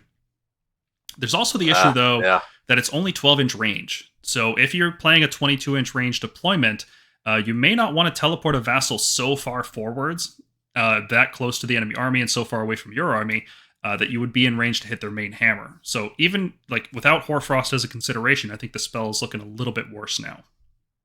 Yeah, I agree with that. Hadn't thought about the Hoarfrost thing, cancel that out. Yeah. Drain Magic. Okay, we talked about Drain Magic getting a change. Is it worth using? No, probably not, right? I don't know. I can't find a use for it. I don't think so, yeah. At least it works. It functions. Yeah. It's so far down the list of things I want to cast. It's D tier here. Yeah, it's the worst of these spells. So generally, you're casting everything else. It's really the only bad spell. Everything else is quite good in this spell lore. It's maybe the best spell lore in the game. Yeah, it's good. And the last one, Stellar Tempest, huge range, roll dice equal to the enemy model count, 5 up mortals. Beautiful, great spell. Oh yeah. So there's definitely an argument, if you're taking 2 spells on the slan, like if you're taking Vast Intellect or you're taking a Spell Enhancement in your list, I think the 2 spells I would generally pick would be Comet's Call and Stellar Tempest, and I would occasionally swap the Stellar Tempest into Tepok's Beneficence or Mystical and Forging as needed. In addition, I would probably take some other spell from the lore of Primal Frost, like a Hoarfrost or a Merciless Blizzard, or if you're running a Kronspine, I'd take a Rupture too. So, yeah, those are my thoughts on spells this season. Yep, same here. Looking at the Skink spell lore, it's exactly as good as it used to be. Cosmic Crush is Stellar Tempest, but it's based off save roll. Usually, Hordes are a 5-up save, right? So it's the same power as Stellar Tempest. but into anything with armor, it gets better and better and better. So, best case scenario, you hit like 15 Chosen that have a 3-up save, and you disable their 6-up ward using Celestial Doom first, and then you hit them with this spell, or even better, you just hit them with this spell, and then you hit them with a Merciless Blizzard, and you just wipe the whole unit out. Feels amazing. Very, very powerful spell. Yeah, you compare this real well with the Skink Starseer. Cosmic Crush on one of them, Blizzard on the other, then you can teleport as needed. Love it. Feels great. Celestial Harmony gives you Bravery 10 on one unit, or if you had a high enough casting rule, Bravery 10 on all units. So that's okay. Not great. Bravery doesn't really matter right now, so it's not a great spell. Speed of Huanchi is very, very strong. It make a normal move in the hero phase with a Skink or KROXIGOR unit. That's incredibly strong. So you can move Riperdactyls or KROXIGORs or Chargers or any of these units. You can do it before, you can do it after teleporting them with Translocation. So you could teleport 6 KROXIGORs forward and then Speed of Huanchi them to move up 5 inches, and now you have a 4-inch charge, and your opponent can't even respond to it with a redeploy. So fantastic. Just really, really strong. Yep, lots of movement stuff. Love any kind of movement in the hero phase. That's always fun. Tactically flexible. Very good. Let's look at the Coalesced side of things, starting with the command traits. Wrath of Aeons. This one is once per battle, your SAURUS and KROXIGORs get +1 attack for the phase, in the combat phase. Now, it's kind of weird, because it's an aura around the Slann, which means you want your Slann on the front line. You're either facing an enemy that is very aggressive and pushing up into you, or you are moving the Slann up, which is a lot. Not only is it a worse idea, but it's also just harder to do. Slann are not a particularly fast unit, and in Coalesced, there's no way to teleport them forwards. It's only usable in your turn, which is another problem, so you can't use this defensively when your opponent charges into you. You have to be the aggressor with this. All kinds of problems, but it's still a really strong buff. +1 attack on SAURUS in particular is very good. This works on both the Riders and the Mounts on Lancers. It works on all 10 SAURUS Warriors. They get pumped up to 3 attacks apiece, which is a 50% damage increase. Just a really, really strong buff overall. Yeah, the Slann command traits in general, I have a tough time taking any of these, if I'm being honest. A Slann is almost never my general in Coalesced, and if he is, then I'm probably taking one from the General's Handbook and not one from our book. Yeah. So yeah, like I don't know how much more time we want to spend talking about these. Like Custodian is bad because the Slann artifacts are bad. Yeah. Master of the Material Plane is a lot worse now. It used to be the best command trait aside from the SAURUS ones for a Slann, because there were 2 really good spells you wanted to learn from the lore. But now there's really only one you want. Yeah. Yep. And I'd rather just take Shaman of the Chilled Lands to learn all the Primal lore spells. Yep. A Dominating Mind is still decent, right? You can pick a Coalesced monster on a 2+, it gets +1 to wound for mount attacks. This is pretty decent with a number of different monsters in the book. Not great, but like if you're using Thunder Lizard, maybe? Yeah, that's about all I have to say about it. Yeah. SAURUS command traits, that's where the money is, right? Prime War Beast is fine, +1 attack for mount weapons, it's okay. +1 save for the Carnosaur, that's also good, but really it's Vengeful Defender. That's just the prime red meat. That's what you want. If your general's wholly within your territory, it can make a normal move, and then you can also pick 2 SAURUS or KROXIGOR units wholly within 12 inches to make a normal move. So Lancers move 8 at the start of the hero phase, beautiful. Then you can give them Heavenly Frenzy, and then they have a 14-inch move, and if you have a Slann, it's a 14-inch flying move, and then a 2d6 +1 charge. Just the crazy amount of speed you can add to these units. And the fact that it works on multiple units. It's not just the one unit. Like what a crazy good command trait. Oh yeah, this is what gives the Coalesced its gas. This is Vengeful Defender is basically an auto take for Coalesced because of how good this is. Just it makes Lancers better, it makes KROXIGOR better, it makes SAURUS Warriors better, it makes everything better. So Vengeful Defender's where it's at, which is sad because the other 2 are good. They are good command traits. But Vengeful Defender just makes it to where you've got to take this every time with a SAURUS hero. I really wish a Skink could take this too. Yeah, no, that would be nice. See, I don't even think it would be overpowered because, like, you want a Saurus General anyway because you want Lancers as battle line. Yeah, yeah. It is sad that these things are so siloed into Coalesced and then Starborne. It would have been fun to be able to take a Skink General over here in Coalesced for like a Stegodon Chief or something. You know, there's just a little bit more play there, but you just can't really do it. Yeah. All right, let's take a look at the Coalesced artifacts, starting with the Slan. They're all pretty bad, honestly. Throne of the Lost Gods actually makes you worse because it makes you 10 wounds, which means you don't get cover or lookout sir anymore. Might be the only artifact in the game that makes you weaker. Yeah. Crystalline Skull. Every time you cast a spell, you gain power, and then once per battle, your hero phase, you can unleash the power. You roll dice equal to the power, and for each 3+, it's a mortal wound. So it takes way too long to set it up. You might be dead by the time you actually pay it off. And it is a nice mortal wound blast, though. Like, it's not totally useless. That's why it's a C tier. It's not the worst thing in the world. It's usable, but it takes a lot of setup for like a round 4, round 5 blast. Yeah. I would rather have the Itsy Grubs, which allow you to reroll 1 cast or 1 dispel on your turn, or reroll an unbind on your opponent's turn. So even though Primal dice don't interact with rerolls, I still like this because depending on what you roll, you can pick to either reroll it or get Primal dice, right? Like, let's say you roll a miscast, automatically you're going to reroll it, no questions asked, right? Absolutely, yeah. Or like, let's say you roll like a 5 and a 1. Well, you don't want to add Primal dice to that because you might Primal miscast, but you would want to reroll that. So it's useful to have it. It's not like something I would absolutely go out of my way for. Arcane Tome is probably better just to get more value out of like an Astrolith Bearer or something, but the Itsy Grubs are very good. Yeah, and it does have some good defensive strategy too, because you're unbinding from anywhere on the board.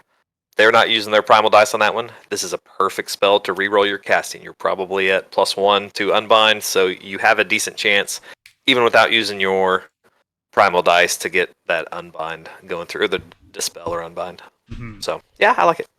Yeah, it's a great artifact. Quaddle Familiar, once per battle, cast 1 spell from the lore. No, this is bad. The lore is bad. Like, yep. It's just not good compared to how it used to be. Nope. Saurus Artifacts, Sotex Gaze. So I rank this as S tier in our initial review, and I don't think it panned out that useful. It's good, but usually the one Saurus hero you want to take in every list is the Astrolith Bearer, and he's not generally getting on top of objectives, or at least not close enough to really get that much value out of this. I think I'd rather usually have him with an Arcane Tome, and that's why the Arcane Tome gets the S tier, and this gets an A tier. Yep, I agree. I thought it was going to be the same way. I've played it in a bunch of games. It's kind of my go-to for my Saurus if I'm taking the artifact on him. And it hasn't panned out as useful as I thought. It's been good a couple games, but not nearly as impactful every game as I thought it would be. So I think you're right on A tier. Yeah, especially because Lancers now count, they're good, and they count as 2 models per objective, and Saurus Warriors are so numerous, and they just pile onto objectives. They get like 10, 20 bodies on there. Yep. Don't really need this one very much. And Stegodons, too. Don't forget Stegodons counting as 10. That's very useful. Yeah. Blood Rage Pendant, +1 attack, +2 attacks if you're almost dead. No, it's bad. Don't use it. Blade of Realities. This is actually decent on a Carnosaur. You stick this on the main spear, +1 to rend, and +1 damage if you attack a hero. If you combo this with Prime War Beast, like, you just want the Lancer battle line, you don't want the Vengeful Defender. Yeah, you got a pretty punchy Carnosaur to run alongside those Lancers. It's not bad. Yeah, it helps them out. It's quite good, actually. It makes the Carnosaur a real threat. It makes it feel like a Maw Crusher, like a mini Maw Crusher. Mm-hmm. Lore of Ancient Domains. So, first up, the Earth. This is the Coalesced Slan Wizard spell lore. The Earth trembles. First, you pick a corner of the battlefield, and each enemy unit between the caster and that corner on a 4+ takes D3 mortals. Really hard to line up, really hard cast, and even when you do line it up, it usually only hits 1 or 2 units, and then it's a 4-up D3 mortals. Like, did it need the 4-up? Really? No. Yeah. This one feels bad. I haven't taken it in any list. It's. I mean, if the opponent sees you where you're going to put your Slan down, they're just going to avoid this. I mean, this would be real easy to avoid. Yeah, it's the kind of spell you sometimes cast out of Croak, and only then sometimes out of a Vassal, Not great. Yeah, that makes sense. Empowered Celestite, this is one of the main reasons you use a Slan in Coalesced, because you want to give either your Lancers or your Warrior Brick +1 to rend. This is the S tier spell for this spell lore. If you're bringing a Slan, it's because you want this spell. Yeah, very good. Real good for the Source unit. Real good for Lancers. Well, those are the only two that it'll go into. But makes those Lancers, I mean, you can get them up to -3 Ren just real easy. Unfortunately, it doesn't combo with Hoarfrost anymore. It did for a quick minute. It does combo in that you can get hit rolls to 1 with Hoarfrost and then Ren to 3 with this. So if you have Hoarfrost and a Powered Celestite, you can double buff the Lancers, and then they can be on 1s and 2s and Ren 3 on their spears, which is just gross. This is one of the tools in our toolkit of getting extra rend on a lot of our units. So yeah, very good. Drain Magic. Would you use it in Coalesced? No, I don't think so. No. Yeah. No. It seals Invigoration. One monster uses a top bracket until the next hero phase. I thought maybe there might be a chance for like a Phoenix allied in from Cities of Sigmar to use this, but they squatted it. It's gone. Can't use it as an ally anymore. There's not really any monsters that I want to pick to use this on, especially Seraphon Coalesced monsters. They just get this effect if they're near the temple anyway, so it's not terribly useful. No, yeah, not useful. Telepathic Summons is worse, obviously, right? You can't... Yeah. It had to be worse. There's no way it could stay the same. Now it allows you to teleport any visible Seraphon that's not a monster anywhere on the battlefield and set it up wholly within range of the caster, more than 9 inches from enemies. This does combo if you have, musicians or Wild Form. Wild Form's going to be going away soon, but take advantage of it while you can. It's still just really hard to set it up. It is really nice in... Tactically speaking, let's say you split your army up, you have like a squad of 6 Lancers go contest one objective, and your opponent then doesn't dedicate resources to contesting that objective, but your Lancers are stuck out there. So, okay, I'm going to teleport them back. They don't waste a turn doing nothing. They potentially get an 8-inch rerollable charge. Like, it's possible, right? Yeah. Situational, it's probably not enough for me to want to bring a spell lore enhancement to learn a second spell, because I'm definitely bringing Empowered Celestite first every time. It's a good spell. It's similar. Teleports should never be underestimated, but this is not a terribly useful one. I wouldn't kit the Slan out with it, but if you've got Croak and you come up on a situation, it's still useful there for moving stuff around the board. Yeah. I'd probably use it before I use the Earth Trembles, though. Yeah. Lore of Primal Jungles. Skink spell lore for Coalesce. First up, Light of Chotek. It's a healing spell. For each wound you've taken, you roll dice. On a 5-up, you heal that wound. So, quick math here. If you've taken 6 wounds, it heals about 2 on average, which is like healing D3. If you've taken somewhere between 9, 10, 11, 12 wounds, it heals about a D6 worth, right? So, the more wounded you get, the better it gets. But how often do you really survive with 1 wound? And then also have this spell prepared and in range, because it's only a 12-inch range, 18 with an Astrolith, but still. It's, it's okay. But it's not the main reason you want to run a Skink Wizard in Coalesced. Yeah, if you could somehow still take like Arcane Tome and learn this and put it on a Skink hero, like a Skink hero monster, maybe it'd be useful. Yeah, like if Stegadon Chief could cast this on himself, that would be cool. Yeah. But otherwise, yeah, I'm not taking this. Heavenly Frenzy every time. Oh, yeah. Yeah, run in charge. That's what you need, right? Especially because it's a spell. That means you can issue at the double to run 6 and then charge. Beautiful. Perfect for Source Warriors, perfect for KROXIGORs, perfect for Lancers. Just a great spell. And Tide of Serpents. It's one of those Starborne power spells, right? Roll dice equal to the unit size. Each 5-up is immortal. Awesome. Yeah, I just wish it was the same range as Stellar Tempest. Oh, don't we all?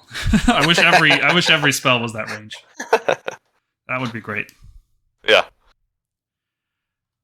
All right, looking at the subfactions. Dracothian's Tale, in my mind, is still the S-tier subfaction. I think being able to deploy Lancers and Chargers into play for 6-inch charges is really strong. Spawn of Chotek can shoot immediately after dropping into play.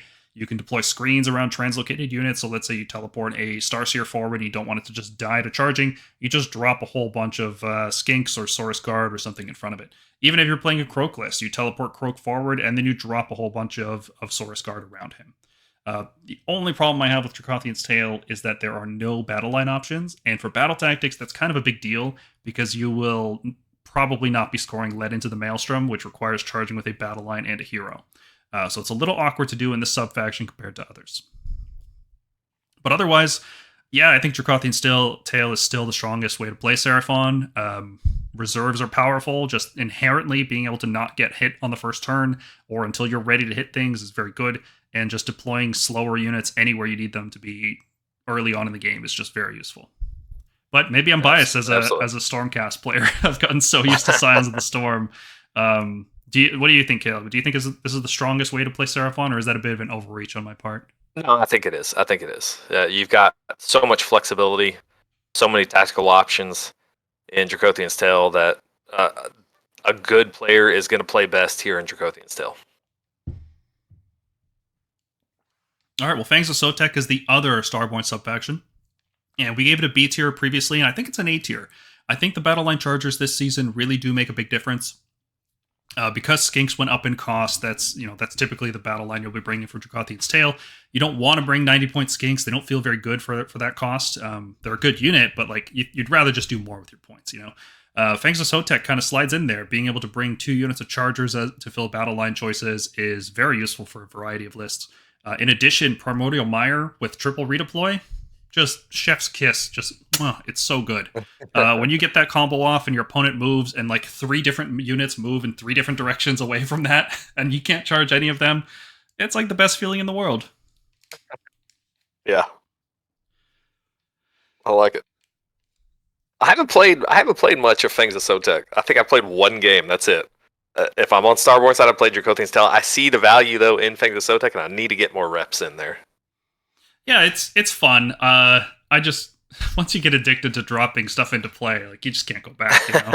Yeah, it's hard. It also changes the way people approach the game. Like your opponent will deploy very differently. They will hold back certain things because they know the threat of deployments are coming. They play more careful, and that really works well for Starborne because Starborne struggles into very aggressive armies. Like very fast, aggressive, punchy armies are a big problem. Something like, I know Iron Jaws aren't the strongest army right now, but that style of army that can just aggressively pin you in, push you down, and kind of just throw dirt in your face like a schoolyard bully, that's not great for Starborne because they don't start with a lot of bodies. They have a lot of fragile stuff. They prefer to keep things at an arm's length. And if your opponent isn't able to be that aggressive round 1 because they're worried about your deployments and your reserves, then you're doing great. All right, let's talk about the Coalesced subfactions. I think Quaddle's Claw is still the strongest one. I don't think Lancers are much better, right? KROXIGORs are better, but I don't think it's enough to make Coalesce an S tier choice. I think Starborne is still the best choice. Though if I was going to play Coalesced, and I do, it's fun. I'd play Quaddle's Claw. It just seems like the better of the 2. Yeah, absolutely. It's a very fun, playable melee focused list. There's going to be stronger melee armies out there, and there's going to be things that just don't even care about scaly skin, the -1 damage, which is the signature of Coalesced. So in those instances, you're not really gaining much from these subfactions, but there will be some matchups where everything in their army has 2 damage, and you're halving their effective damage. In those instances, it's a beautiful thing to see. Oh yeah, into OBR, it just feels amazing. Yeah. And then you play Soul Blight, and you're wondering, why have I done this to myself? Yeah. And so there's some, like Bliss Barb shooting and stuff like this, where a whole bunch of 1 damage attacks in shooting, then it's going to be a rough one, unless you can get right up into their face and force them to deal with you, which Lancers are good at doing, but that 1 damage attack stuff will chew right through them. Mm-hmm. Thunder Lizard. I got quite a few games with Thunder Lizard in before the new season started, and I kind of liked it. I liked being able to do double rampages off a single Carnosaur or off a single Stegodon. I quickly found out that Bastillodons didn't make the cut in this style because they were just too slow to move up with the rest of the army. But Stegodons and Carnosaurs felt really good, so I played a lot of games with this, and I found it to be decent. I did think C tier was appropriate. I think they're more like a B tier now. I think they're closer in power to Quaddle's Claw, still not quite on the same level, and it's mostly because Stegodons are just cheaper. And Battle Line Stegodons in particular are more appealing for battle tactics this season. Being Battle Line makes them a troop instead of a behemoth, and that allows for very, very tight list construction. And being able to score led into the Maelstrom one turn, and then also score what's overwhelming numbers, the skink battle tactic. These are really useful things to do.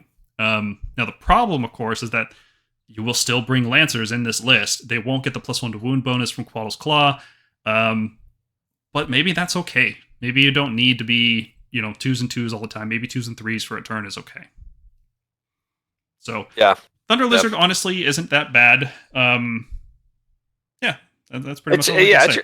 It's your fun choice, I think. It's flavorful, but still playable. As the Stegodons got cheaper, that definitely increased a little bit of their playability. I think they could go down a slight bit more, but I think they feel good where they're at. You have some objective play with their numbers for counting on stuff. You still have to take some source, I think, to get some of the battle tactics, but yeah, I like it.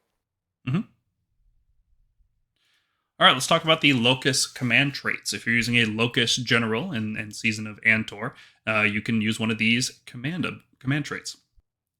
Okay, first up, Shaman of the Chilled Lands. This general knows all the spells from the lore of Primal Frost. This is pretty good. I think Starborne, for the reasons we talked about before, Starborne would rather take Vast Intellect. That's not to say Starborne will never take this, because sometimes you're running a Kron Spine and you want to take Merciless Blizzard and Hoarfrost, and you just have them all in the same hero. Awesome. You can do that. And in fact, if you're doing that in Starborne, then you might even consider a skink general, right? Because you don't need the Slan to be a general for anything unless you're using Lord of Celestial Resonance. So if you've already given that up, well, a skink general is not the worst idea in the world. In Coalesced, you can also bring a skink general with this, and I think that's a viable choice if you're not using Vengeful Defender. This could also be a good choice for a Coalesced Slan general. Their other command traits are not great, so being able to just learn a whole bunch of useful spells seems pretty useful. I think the next Seraphon list I'm going to try out is a Coalesced Kronspine list. See how that works out. Yeah, there you go. And this will be one of the cornerstones of it. I think Cool. I think this is a good command trait. I would strongly consider this. If Lord of Celestial Resonance wasn't so good, it would be a lot more appealing. Eye of the Blizzard, at the start of your hero phase, on a 5-up, you gain a Primal dice. That's just too weak, right? Too random. Yeah. The fact that it's only once per turn instead of twice like normal Primal dice. No, pass. Yeah, you're going to gain, on average, 1 Primal dice per game. Yeah. Chill to the Bone. Once per battle, ignore a Primal miscast or a miscast if you roll a 3+. Also known as, I can do this for free just by not rolling a Primal dice when I have a 1. Yeah, you know what you could take instead of this is Master of Magic, and the odds of you rolling another miscast are very, very low. And you can use Master of Magic every turn, not just once per battle. Oh, this is bad. Eater of Magic. Each time this general unbinds on a 5-up, the caster forgets their spell. So this is super funny if you have a Slan sitting in the back of the board, bonded to a Kron Spine, getting a +2 unbind on every spell that your opponent tries to cast, and every 5-up, they forget a spell. By the end of round 2, they could just not have any spells left, potentially. I really like this. I've played it once or twice, and I really want to take this to a tournament. It's very hard to give up some of the other command traits to get this, but a Slan with Eater of Magic would be so much fun. Just causing them to lose all their spells throughout the course of the game. Just beautiful. I just love the narrative idea of a Slan just psychically eating their mind. Yeah, absolutely. Like a Gengar from Pokemon just eating people's dreams. I love it. Oh, man. All right, let's look at the lore of Primal Frost. So these can only be taken by LOCUS.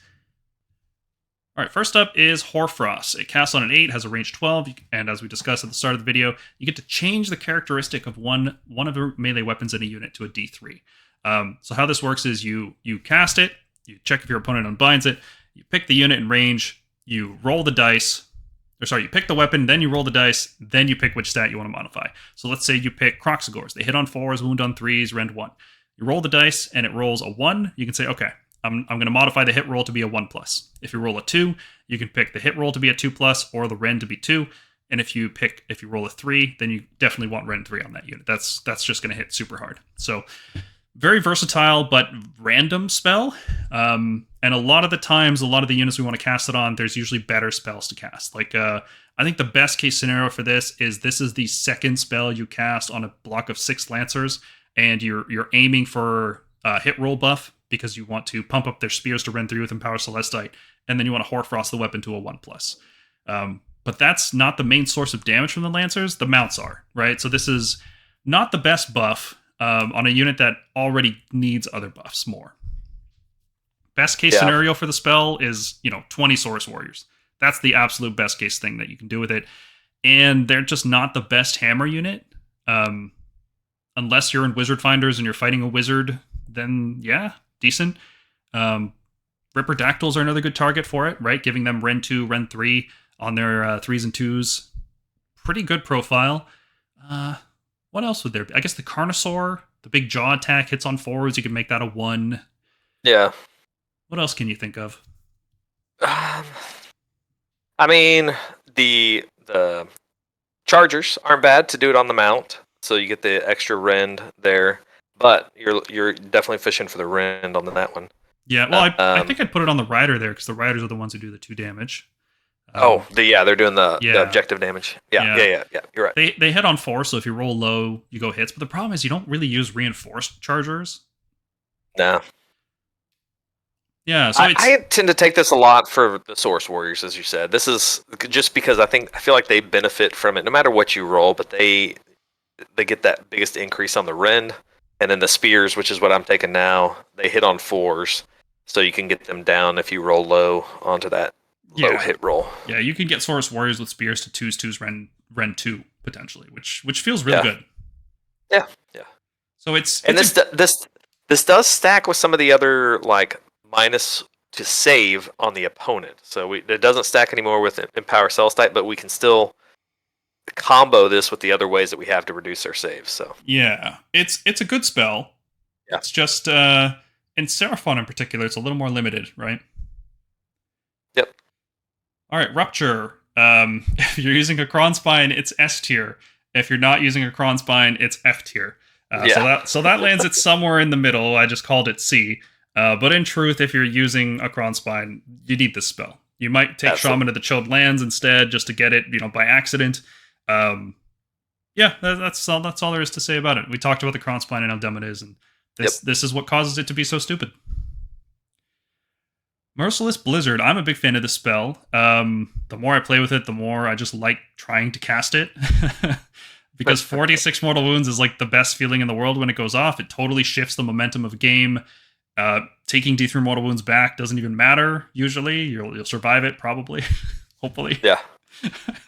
Well, and one of the biggest advantages of this is just the psychological effect. If you can tell your opponent, I have a teleporting wizard that has Merciless Blizzard on it, that changes their entire deployment. That changes. They're always afraid of this wizard popping in for 4d6 mortal wounds.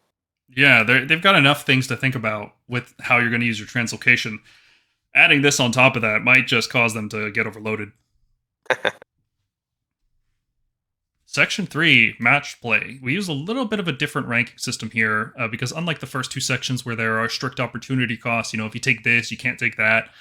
There's list construction considerations, but you just get all the battle tactics, right? So it's not like there's an opportunity cost. It's just a matter of how you construct your list and how often you can score it in the right situations.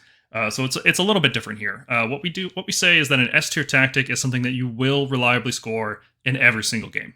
It could be, I guess in Season 2, the easiest ones there were like Eye for an Eye, Gaining Momentum, Desecrate. Those were all basically S tier tactics.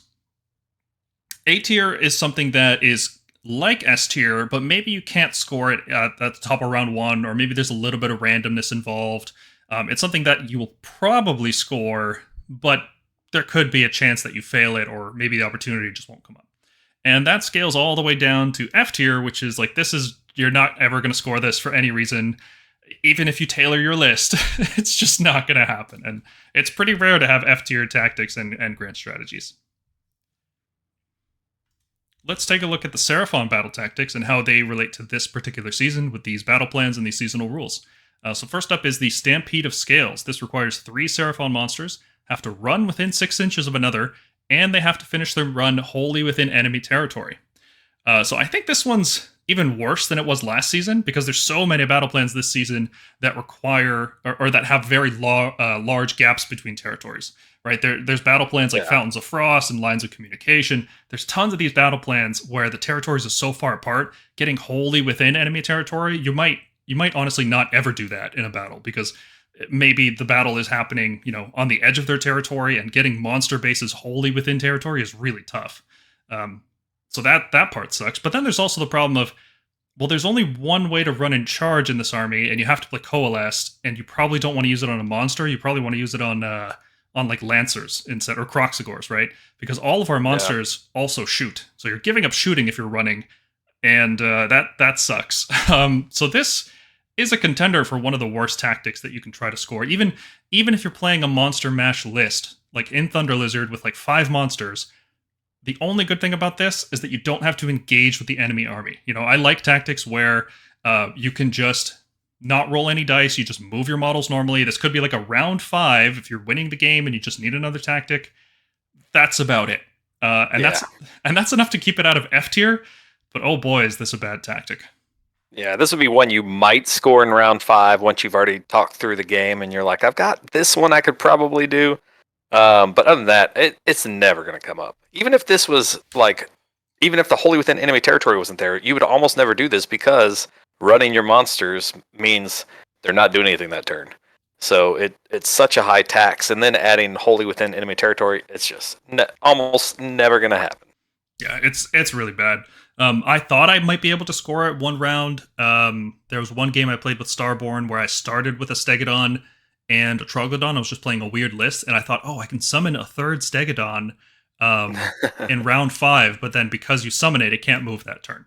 So it was just, oh man, it's bad. Celestial Obliteration. This requires picking an enemy unit and then destroying it with spells or endless spells. This is really good for Seraphon. I would say it's worse for Coalesced than it is for Starborne, just because Coalesced does less damage with spells in general than Starborne does. But I mean, you can bring Croak and Coalesced, and you can just score this every single game, right? If you brought Croak, you just get 2 VP, pretty much. You pick the right target, you destroy it with spells, it's gone. But even without Croak, which is my preferred way of playing, you can still reliably do this. There's tons of ways to do damage. Comet's Call, Tide of Serpents, Cosmic Crush, Merciless Blizzard, Endless Spells, even Arcane Bolt can proc this. So there's tons of ways to do this, and it kind of makes Seraphon already lean into spells, but this makes you think, okay, I want to make sure I have damaging spells in my list. Even if I play Coalesced, I want to make sure I've got a Merciless Blizzard in my pocket, just in case I need to score this tactic at some point. Absolutely. I mean, this is why I almost always take a Arcane Tome if I don't have another wizard, and I'm taking an endless spell. I mean, Maelstrom will help you pop this pretty easily. A lot of other endless spells will help you get this, especially if you've got an enemy hero that has just a few wounds left. You can easily get this one with some foreplanning. Mm-hmm. And it's I don't like tactics that require picking units, especially if you're trying to pick a hero and destroy it. They can respond with Finest Hour, but that's not really a concern here, because spells just ignore saves. So usually, I can't think of a spell that requires a save roll. Yeah. Keep in mind, if you have already blown your primal dice and the opponent has a bunch of primal dice, maybe this isn't the round to pick this one. It is gonna, especially if you only have a few spells up your sleeve that you could get this with. Yeah, and no spell is truly reliable these days, right? Because there's miscasting is always an option. There's no rerolls anymore. Primal Unbinding is a thing that can just, you've got 2 damaging spells, okay, and you declare this tactic. These are the dice I'm going to use I'm going to Primal Unbind you, right? So people will try to play around it. Thankfully, there is a second version of this tactic in the Universal Battle Tactics. So it's like, you fail one time, okay, you'll get it the next time. Yeah, that's great. Overwhelming numbers. You have to pick an objective controlled by an enemy and then control it at the end of the turn, but you can only be controlling it with SKINK keyword units. So this, we talked about the Stegodon and Coalesced. Obviously, Starborne is going to have an easy time doing this because almost everything they use is a skink keyword unit. I think Saurus Guard, Croak, and Slan are like the only exceptions, and the Astrolith Bearer.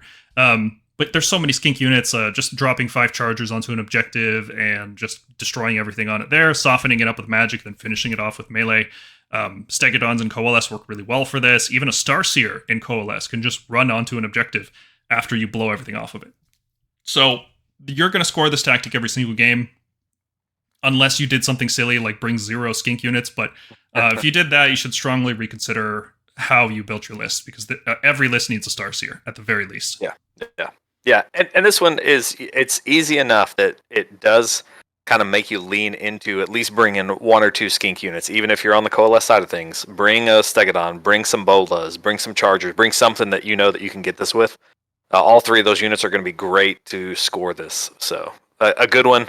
I usually score this just about every game I play. So now, the only thing I'm going to caution people with this is it's pretty hard to score this round 1, especially if you're going at the top of round 1. It can be very difficult to score this on some battle plans. Your opponent doesn't control objectives until the end of the round, right? Because they have to move up into the middle of the board to control them. Sometimes you can't just deploy onto them. So it's the only thing I would caution you about, but at some point in the game, you will score this. Yep. Apex Predator. You have to pick an enemy monster and destroy it with a Seraphon monster. What's cool about this is you don't have to pick which Seraphon monster you pick. So if you're running like a Carnosaur, a Stegodon, and then a bunch of other units, you can soften it up with the other units and then finish it off with either of the monsters. I've scored this tactic off the Carnosaur shooting attack with the Gauntlet on the Old Blood, and that also, fun fact, triggers the Blood Frenzy for the mount for the rest of the game. I'm not sure if it should, but the way it's worded, it does. But yeah, so I kind of just like that. I don't like that you have to pick it, because again, usually it's a hero monster, and the hero monster can respond with Finest Hour, and that makes it tougher. But because Seraphon is a combined arms army, they want to soften things up with spells and shooting, and then go into melee to finish them off. That's pretty great. So the biggest problem I would say with it is that not every army will have a monster. Or maybe you just want to kill the monster even sooner than you can declare this tactic, or later. Like, it's not always the right decision to go for that monster at that time. Maybe you lose your monsters, right? If you don't have any monsters, you can't score this at all. So it's not as good as some of the other tactics. It's not as versatile. You won't be scoring it as often. But if you build a list, you should consider running at least one monster, because this is a pretty simple tactic to pick up at some point in the game. Yeah. Make sure, and I try to wear down the opponent's monster before I attempt this, because in general, our monsters aren't going to take out another opponent's monsters, like in one-on-one combat. And so set it up knowing that you've got this in your pocket, ready to go once you get it worn down enough that you can take them out and shooting, charging, melee kind of thing. Yeah, I'm not a fan of a lot of tactics that require specific dice rolls to happen, right? I like having backups.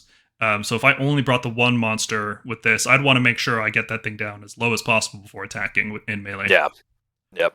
Because even if you have a Hoarfrosted Carnosaur, right, you're hitting on 1s, you're wounding on 2s, Ren 2, let's say you even hit them with a Geminids to disable roars, it's only Ren 2 at the end of the day, right? So it could still just roll a 6 to save. Usually monsters are 3s or 4s to save. So yeah, dice rolls can just swing things. It's better to overcommit for this. And if you only have one monster, it's hard to overcommit. Absolutely. Cold-Blooded Resilience. You can pick one SAURUS or KROXIGOR unit that's within 3 inches of an enemy. The picked unit survives this turn and does not retreat or use any kind of teleport ability. So it doesn't matter what happens to the enemy unit, right? You can kill it, you can do anything with it, right? Pile out a range of it. As long as you don't retreat, teleport, or die, you score this. And this seems like this would be a lot easier in Coalesced, but it's actually just as easy in Starborne, because the Astrolith Bearer and Saurus Guard, if you're playing a Croak build, but the Astrolith Bearer qualifies for this, right? So most times you'll have this guy near enough to your front line, your opponent charges in, they can't reach him with any melee attacks, you're within 3 inches, you start your turn, bam, instant tactic, because you're just going to kill the unit that you're engaged in melee with. So super easy to do. There's not much your opponent can do to play around it. Anything they could possibly do usually just makes it easier for you, right? Like, it's not like they can declare Finest Hour or hit you first or anything. There's limited ways your opponent can stop you from doing this. So try to set up situations where your Astrolith Bearer can be within 3 inches of your front line to try to score this in a future turn. Absolutely. I would almost say it's S tier in Coalesced. I get this just about every game over in Coalesced. It does take a little bit more effort, but not a ton over in Starborne, especially I think as we're going to see some warriors pop up more often over in Starborne. So definitely a good one to pick. And it's any source, so it can be any of your source units, which there's quite a few. It could be the Carnosaur. Yeah. Yep. Yeah, this is definitely easier in Coalesce. I'd say it's like an S in Coalesce and a B in Starborne, and then we average it out as an A tier. Right on. Pack Hunters. This is another very, very peculiar one. When we talked about it in the Battletome review, we kind of pointed out a lot of issues with it. I'm getting too far ahead of myself. Let's describe what it does. So you have to pick an enemy unit that's within 3 inches of one Agrodon unit, Agrodon keyword. At the end of the turn, you have to have 2 or more Agrodon units within 3 inches of the enemy unit that you pick. So that means you have to have at least 2 Agrodon units. You have to start the turn in combat with one of those, don't destroy it in melee, and then have a second unit charge in that also doesn't destroy that enemy in melee. So frustrating. yeah. And what we said before was that you could, you could use telepathic summons and then, pull a unit out of combat and then charge in somewhere else. You can still do that to pull them out, but you can't move freely anymore.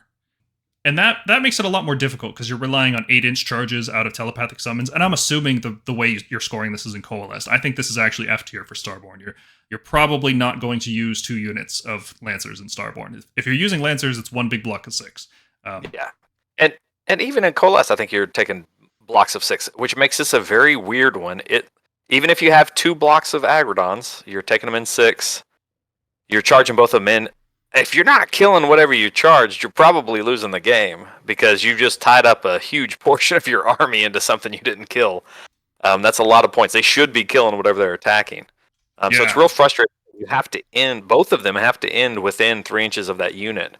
So it seems like it's designed for MSU Agrodons, which I don't know that that's a real viable strategy. Maybe if you're going with like an Agrodon or Aggregeddon, I guess maybe, list where you just have some MSU Agrodons filling up the back end of the list, maybe, I don't know. It doesn't seem like a very good battle tactic to me. No, the only thing I could see, and this tells a cool story, is you have the Scar Veteran in combat, and then you charge in with the Lancers that support the Scar Veteran, because they're both Agrodon keyword units, right? So it could be the Lancer or the Scar Veteran, but you want to run 6 Lancers, and 6 Lancers are going to kill most things that they charge. Yeah. Most things in the game do not survive a charge from 6 Lancers. Yeah. So, really bad tactic. It's just, it's not F tier, right? Because if you build an Agrodon spam list, you can score it. But I don't think that list is particularly good. No, I don't think so. All right, let's look at the universal battle tactics. First up is Intimidate the Invaders. You have to have more units wholly outside your territory than within your territory. Now, this is a lot easier for Coalesced, ironically, because of the way Vengeful Defender works. You really just want to push your units out of your territory as early as possible. If you're still within your territory, because you're playing one of the maps that has larger territories, well, that's just more time that you get value out of Vengeful Defender, so it's not like that's a downside. Starborne actually kind of struggles with this one, I think, because you want to keep a lot of your stuff back. Like, unless you're playing the Croak build where you teleport Croak forward, and he's really aggressive because then you drop a bunch of Source Guard and Chargers and everything into play. Aside from that build, like, you generally want to stay pretty far away from your enemy. You'll have like 3 support heroes and maybe some screens in your territory, and this isn't always doable. So at some point in the game, you'll do it, right? No matter what list you're playing, no matter what battle plan you're playing, at some point in the game, you will score this, but it takes some setup. It's not an obvious no-brainer kind of thing. Yeah, I think I was in the same boat. Originally I thought this was going to be really easy with Starborne, and then as I kept playing, I was thinking, I'm gonna try this turn one, and just the math never works out because of what you're moving forward and teleporting forward. You generally have about as much stuff back in your territory. Yeah, but yeah, I do score this quite a bit in Coalesced because you are pushing forward quite a bit. Either warriors onto objectives, Agrodons into the opponent, or other units up the field. So, a great tactic. You sometimes have to set up for it ahead of time, right? Like if you're playing round 1, maybe you do a different tactic, and then round 2, you're in range to score this. Reprisal, you have to destroy an enemy unit that destroyed a friendly general earlier in the battle. So even if your Slan or Carnosaur or Astrolith is destroyed, I would say Astrolith is probably the most likely one of those to be destroyed, since they tend to play more further up the field. You can just score 2 VP off that. So it sucks losing your Astrolith, but if you get to score 2 VP, then maybe the game's not over. Yeah. Usually happens later game for this one, but a good chance that it's going to happen. Just make sure you have something to answer whatever unit killed your general. Yeah, there's enough other tactics that Seraphon aren't hurting for this one. Like, one of the things I do suggest people do in Stormcast is throw your general away, because on one turn you can score led into the Maelstrom by charging that hero in, and then if they die, great, you can score Reprisal the following turn. And that's a valid tactic for Stormcast at this point, because, you know, after a couple turns, you don't really need Translocate anymore. You've scored all the tactics and gotten all the tempo that you need out of it. But Seraphon have way better book tactics, you know, like overwhelming numbers, the SAURUS resilience one. All of these are so easy that Reprisal really won't make the cut very often. But just keep in mind, if your general is slain, this is an easy tactic to do. Mm-hmm. Yeah, I haven't really played into it specifically, but it's happened before where it gets killed by spells or shooting or something like that, where it ends up, or I'm being aggressive with a Scar Veteran on Agrodon when I play that unit. So it does happen, but not real often. Mm-hmm. Now, some armies obviously get more value out of it because they have units like War Masters that count as generals. This isn't the model picked to be your army's general. This is just any general. So if you have an extra general, and I don't think Seraphon do, right? Kroak's not a War Master, I don't think. No. Yeah, so it's just the model you pick to be your general. Endless Expropriation. You have to pick an enemy unit that's bonded to an endless spell or an incarnate and destroy that enemy or make its incarnate go wild. Now, endless spells, I don't know about you, but they're everywhere right now. People are using Lauchon and Geminids and Maelstrom. There's just tons and tons of endless spells in the metagame right now.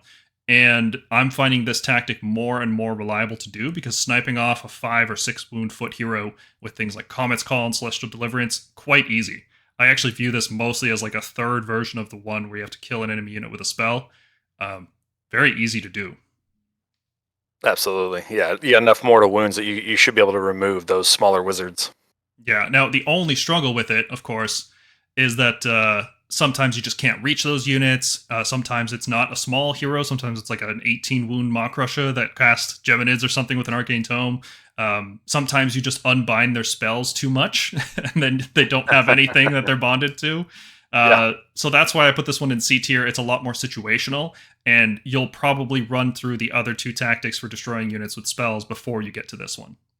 Yep. All right, Magical Dominance. This is pretty bad for Seraphon, I'm going to say.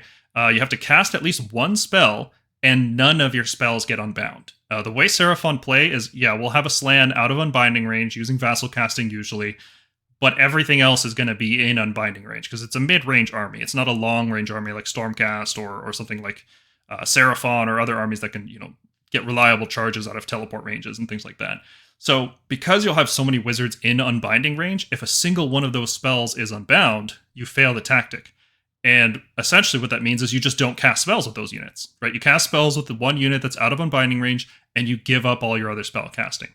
Now that's a terrible idea for Seraphon, because the spells are the backbone of the army. We need them, as many of them, to go off as possible. They're high impact, they're reliable, but because Primal Dice exist, your opponent just needs to cancel out the one spell, and then you fail the tactic. So this is really bad. The only time I could see scoring it is late game, round 4, round 5, after you destroy all enemy unbinding. And that's not always the primary target, right? Sometimes you don't want to destroy, like you want to destroy hammer units and screens. You don't necessarily want to destroy unbinders. So it is very situational. I don't recommend trying this in round 1. Like, some armies are doing that, and they give up spellcasting with other wizards, and that's okay. It's not for Seraphon. It's not a Seraphon thing. Yeah, no, you would never want to try this with Starborne. And even in Coalesced, you're taking enough wizards, maybe not enough wizards, but enough spell casts that you don't want to attempt this. Mm-hmm. So, you don't even want to give up a Mystic Shield, right? Like, Mystic Shield is a key buff on Lancers or other units. Absolutely. Magical Mayhem. This is just a copy of Celestial Obliteration, so everything we said about that one applies to this. Destroy an enemy with a spell. That's great. Seraphon love this. Yep.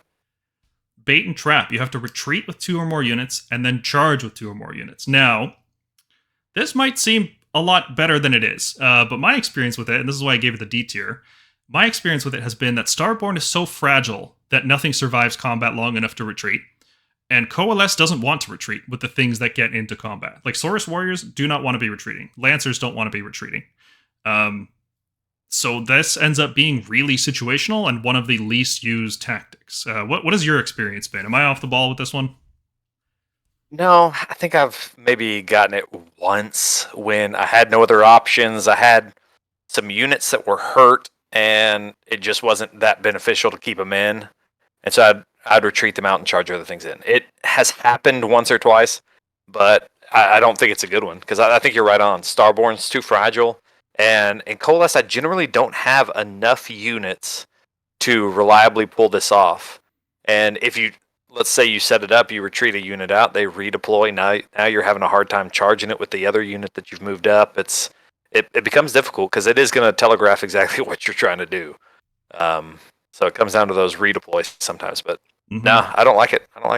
Yeah, you mentioned not having enough units. I've seen some people discuss that this can be scored with like 1 unit, retreating and then doing a charge in some way if you had a retreat and charge ability.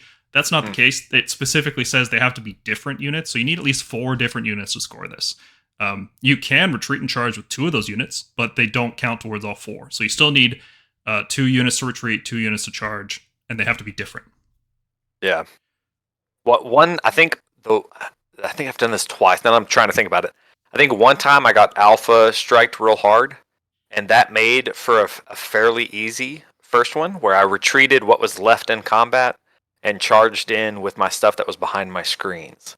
That was a case of them not effectively killing my screens, so probably not a great use of an alpha strike.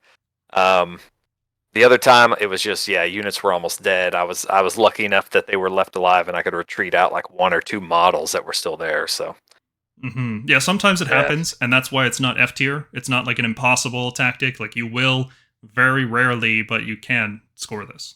Yeah.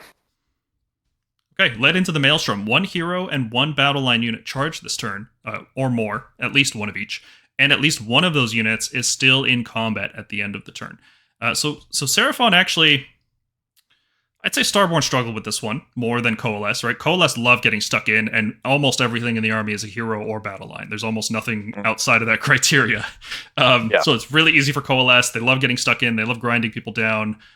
Starborne have a problem here where typically what they're charging in is not their heroes, right? They're not bringing aggressive heroes. They're bringing things like Slan, Croak, Astrolith Bearer, Starseer, and usually the battle line choices in Dracothian's Tale are Skinks and Saurus Guard. Sometimes Saurus Warriors, right? Chargers don't qualify for this, which is unfortunate. It's one of the reasons you can play Fangs of Sotek right now is because it makes the Chargers battle line, and that makes this tactic easier.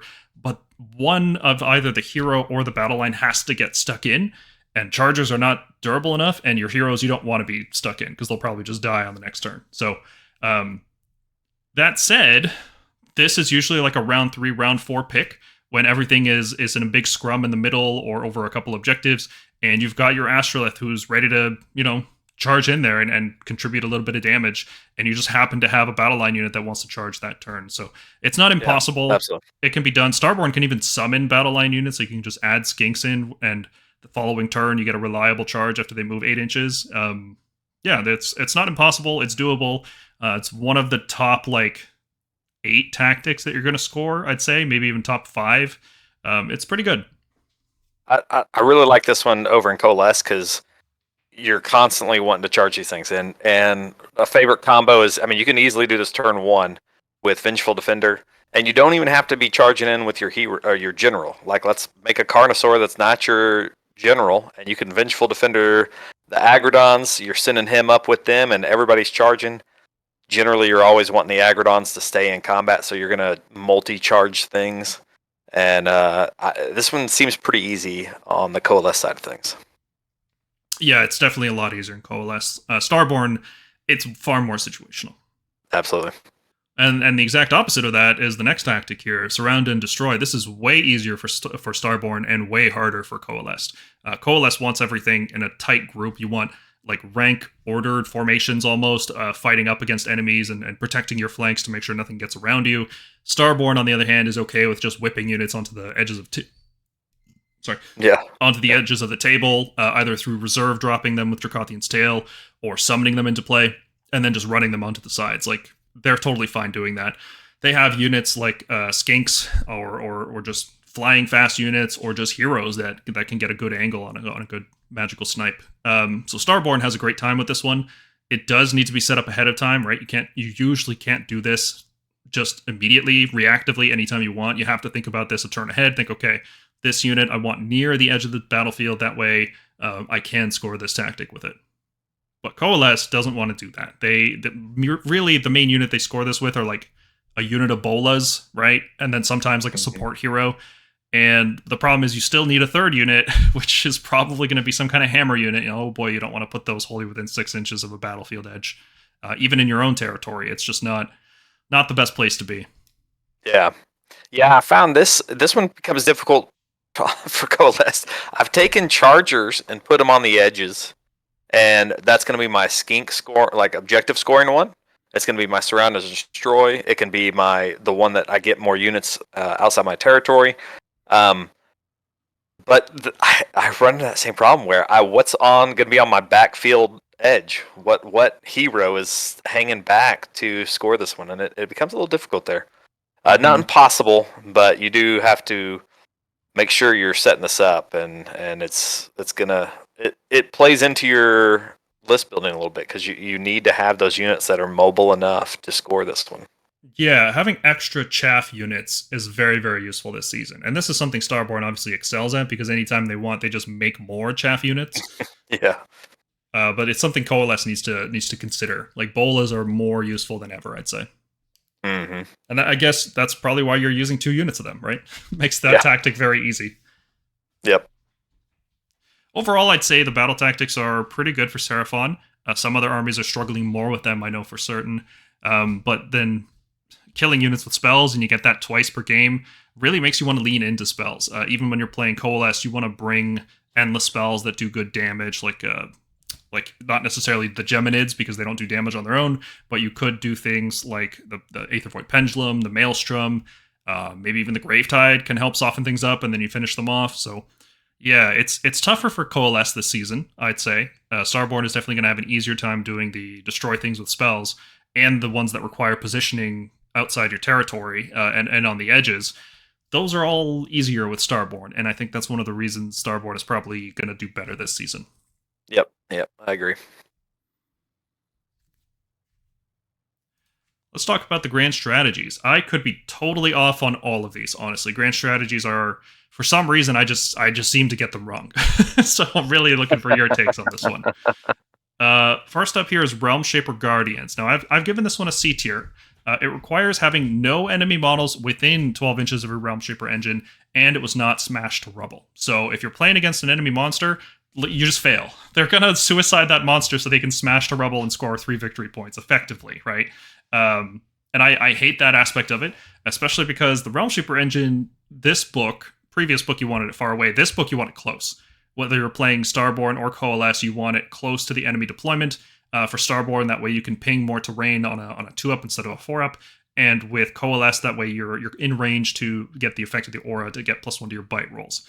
So because the Realm Shaper wants to be played further up, like, you could play it further back, but then you're missing out on those bonuses. And I feel like you got to squeeze out as much value as possible. So yeah, I'm not loving this tactic. Even if it's not smash, you just one enemy model gets in at the end of the last turn of the game, and it's gone.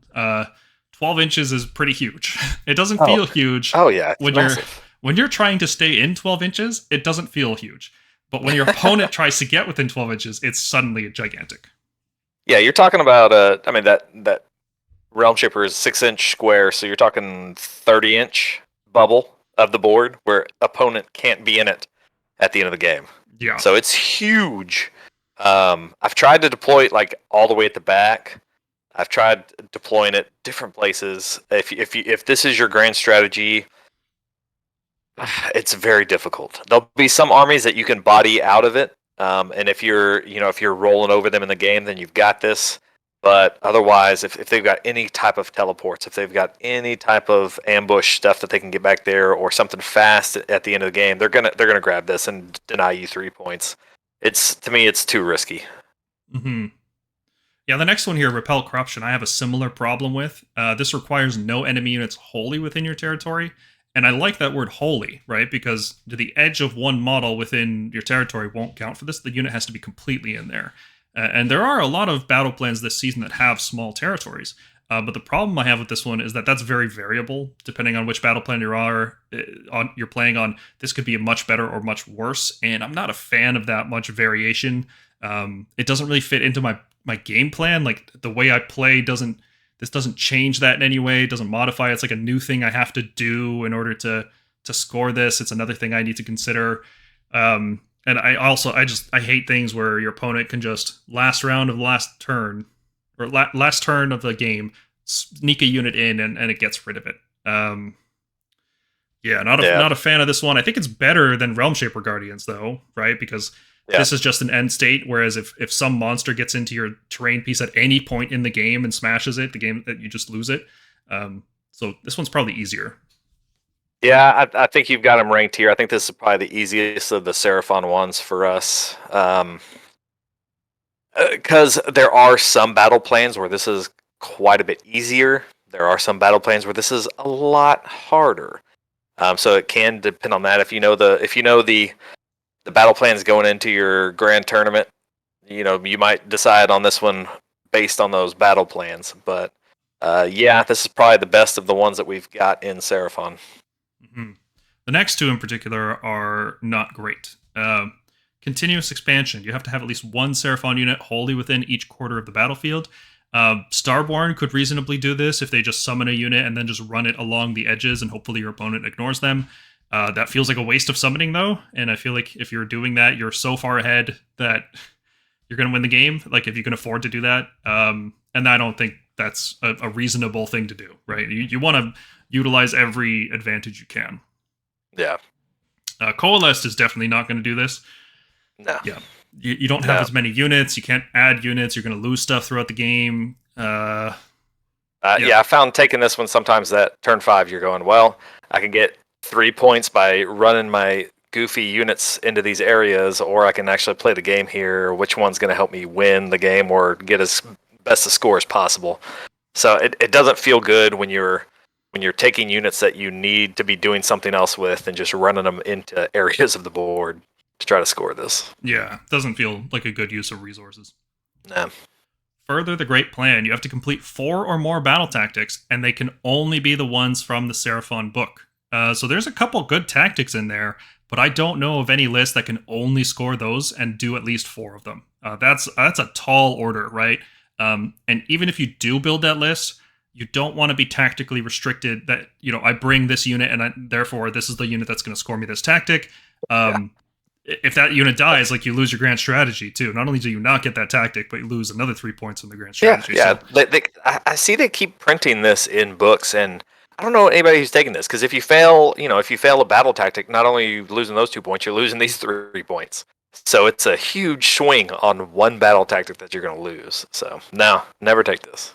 Agreed. It's so close to being F tier. In some armies, this is I think in Bone Reapers and in Slaves to Darkness, this is terrible.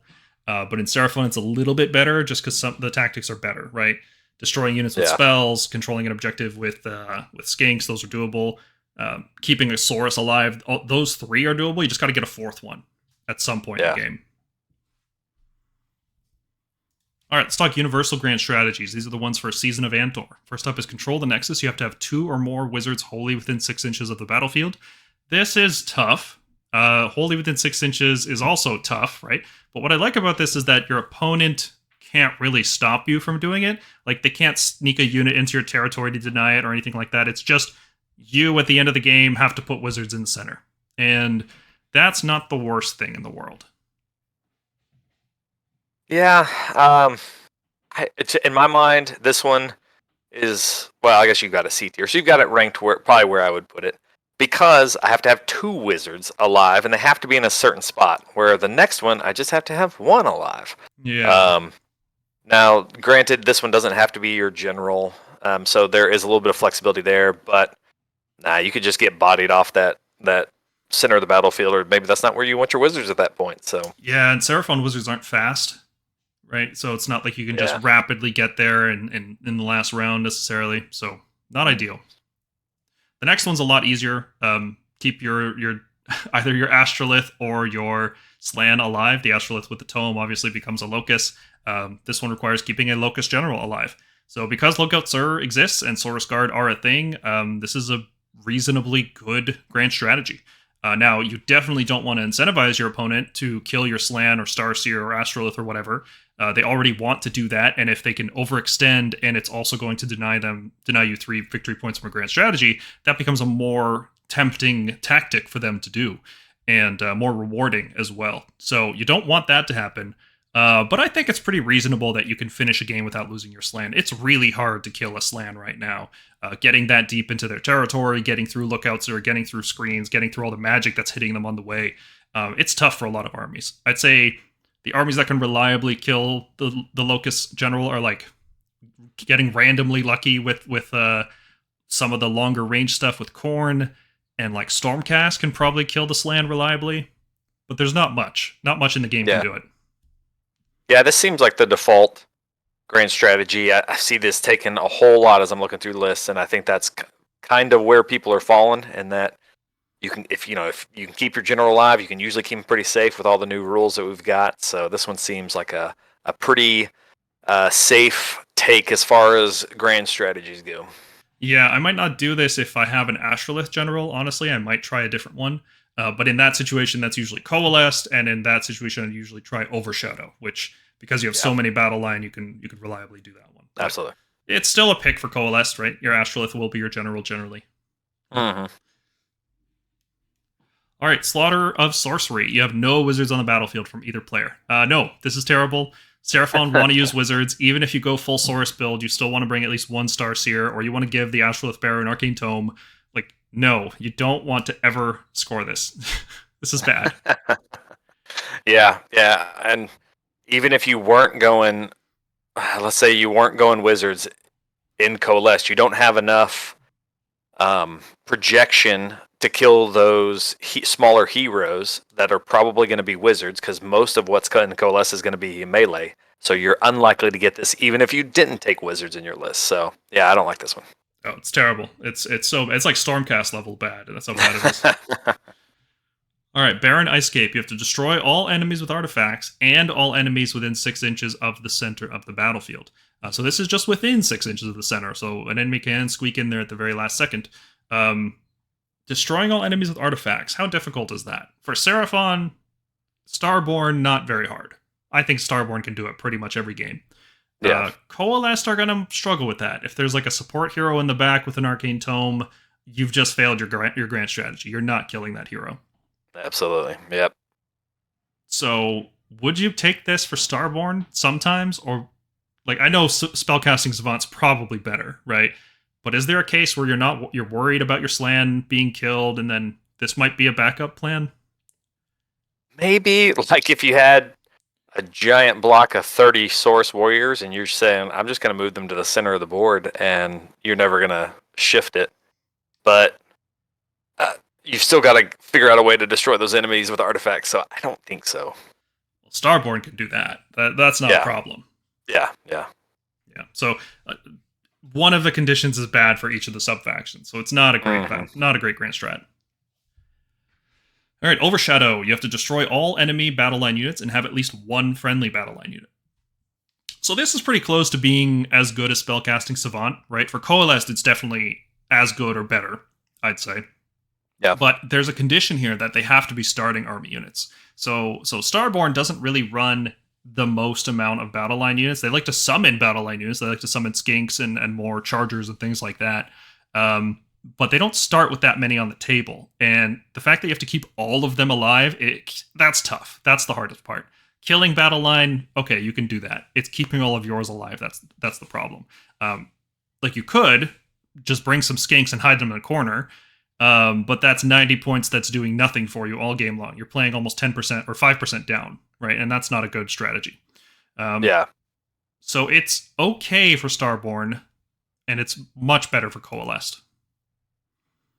Yeah, and Starborne, I think the unit you might score this a lot with would be like the Source Guard who are guarding your Aslan, who's your general, who you could have just gotten it with Spellcasting Savant. So, like, you would lose that guard before you would lose the Slan. So in my mind, even there, like, I would rather have the Spellcasting Savant. I do like this one in Coalesced where you're a little bit more aggressive. You're going to be killing those battle line units. So I do like it better over in Coalesced. But I think in Starborne, I'm taking probably Spellcasting Savant over this one. Mm-hmm. All right, let's talk about the last one here. Magic Made Manifest. So you have to control 2 or more endless spells or incarnates at the end of the game. So that's not good, because let's say you go into that turn with controlling your 2 endless spells, and your opponent dispels them, and then you can't recast them that turn. Or let's say you get the top of the round, and you cast your spells, and at the top of the next turn, your opponent dispels them. And dispelling has never been easier than it is right now. With Primal dice, it's so easy to dispel things. Even like Purple Sun just goes away if people really want it to. It's hard to keep them around. So there's also the unbinding problem. Let's say you go last in the last round, and your opponent just unbinds them. Like, oh god, it's so hard to do this. Yep, not a great tactic, not a great strategy. I would not use this one. Nope, not at all.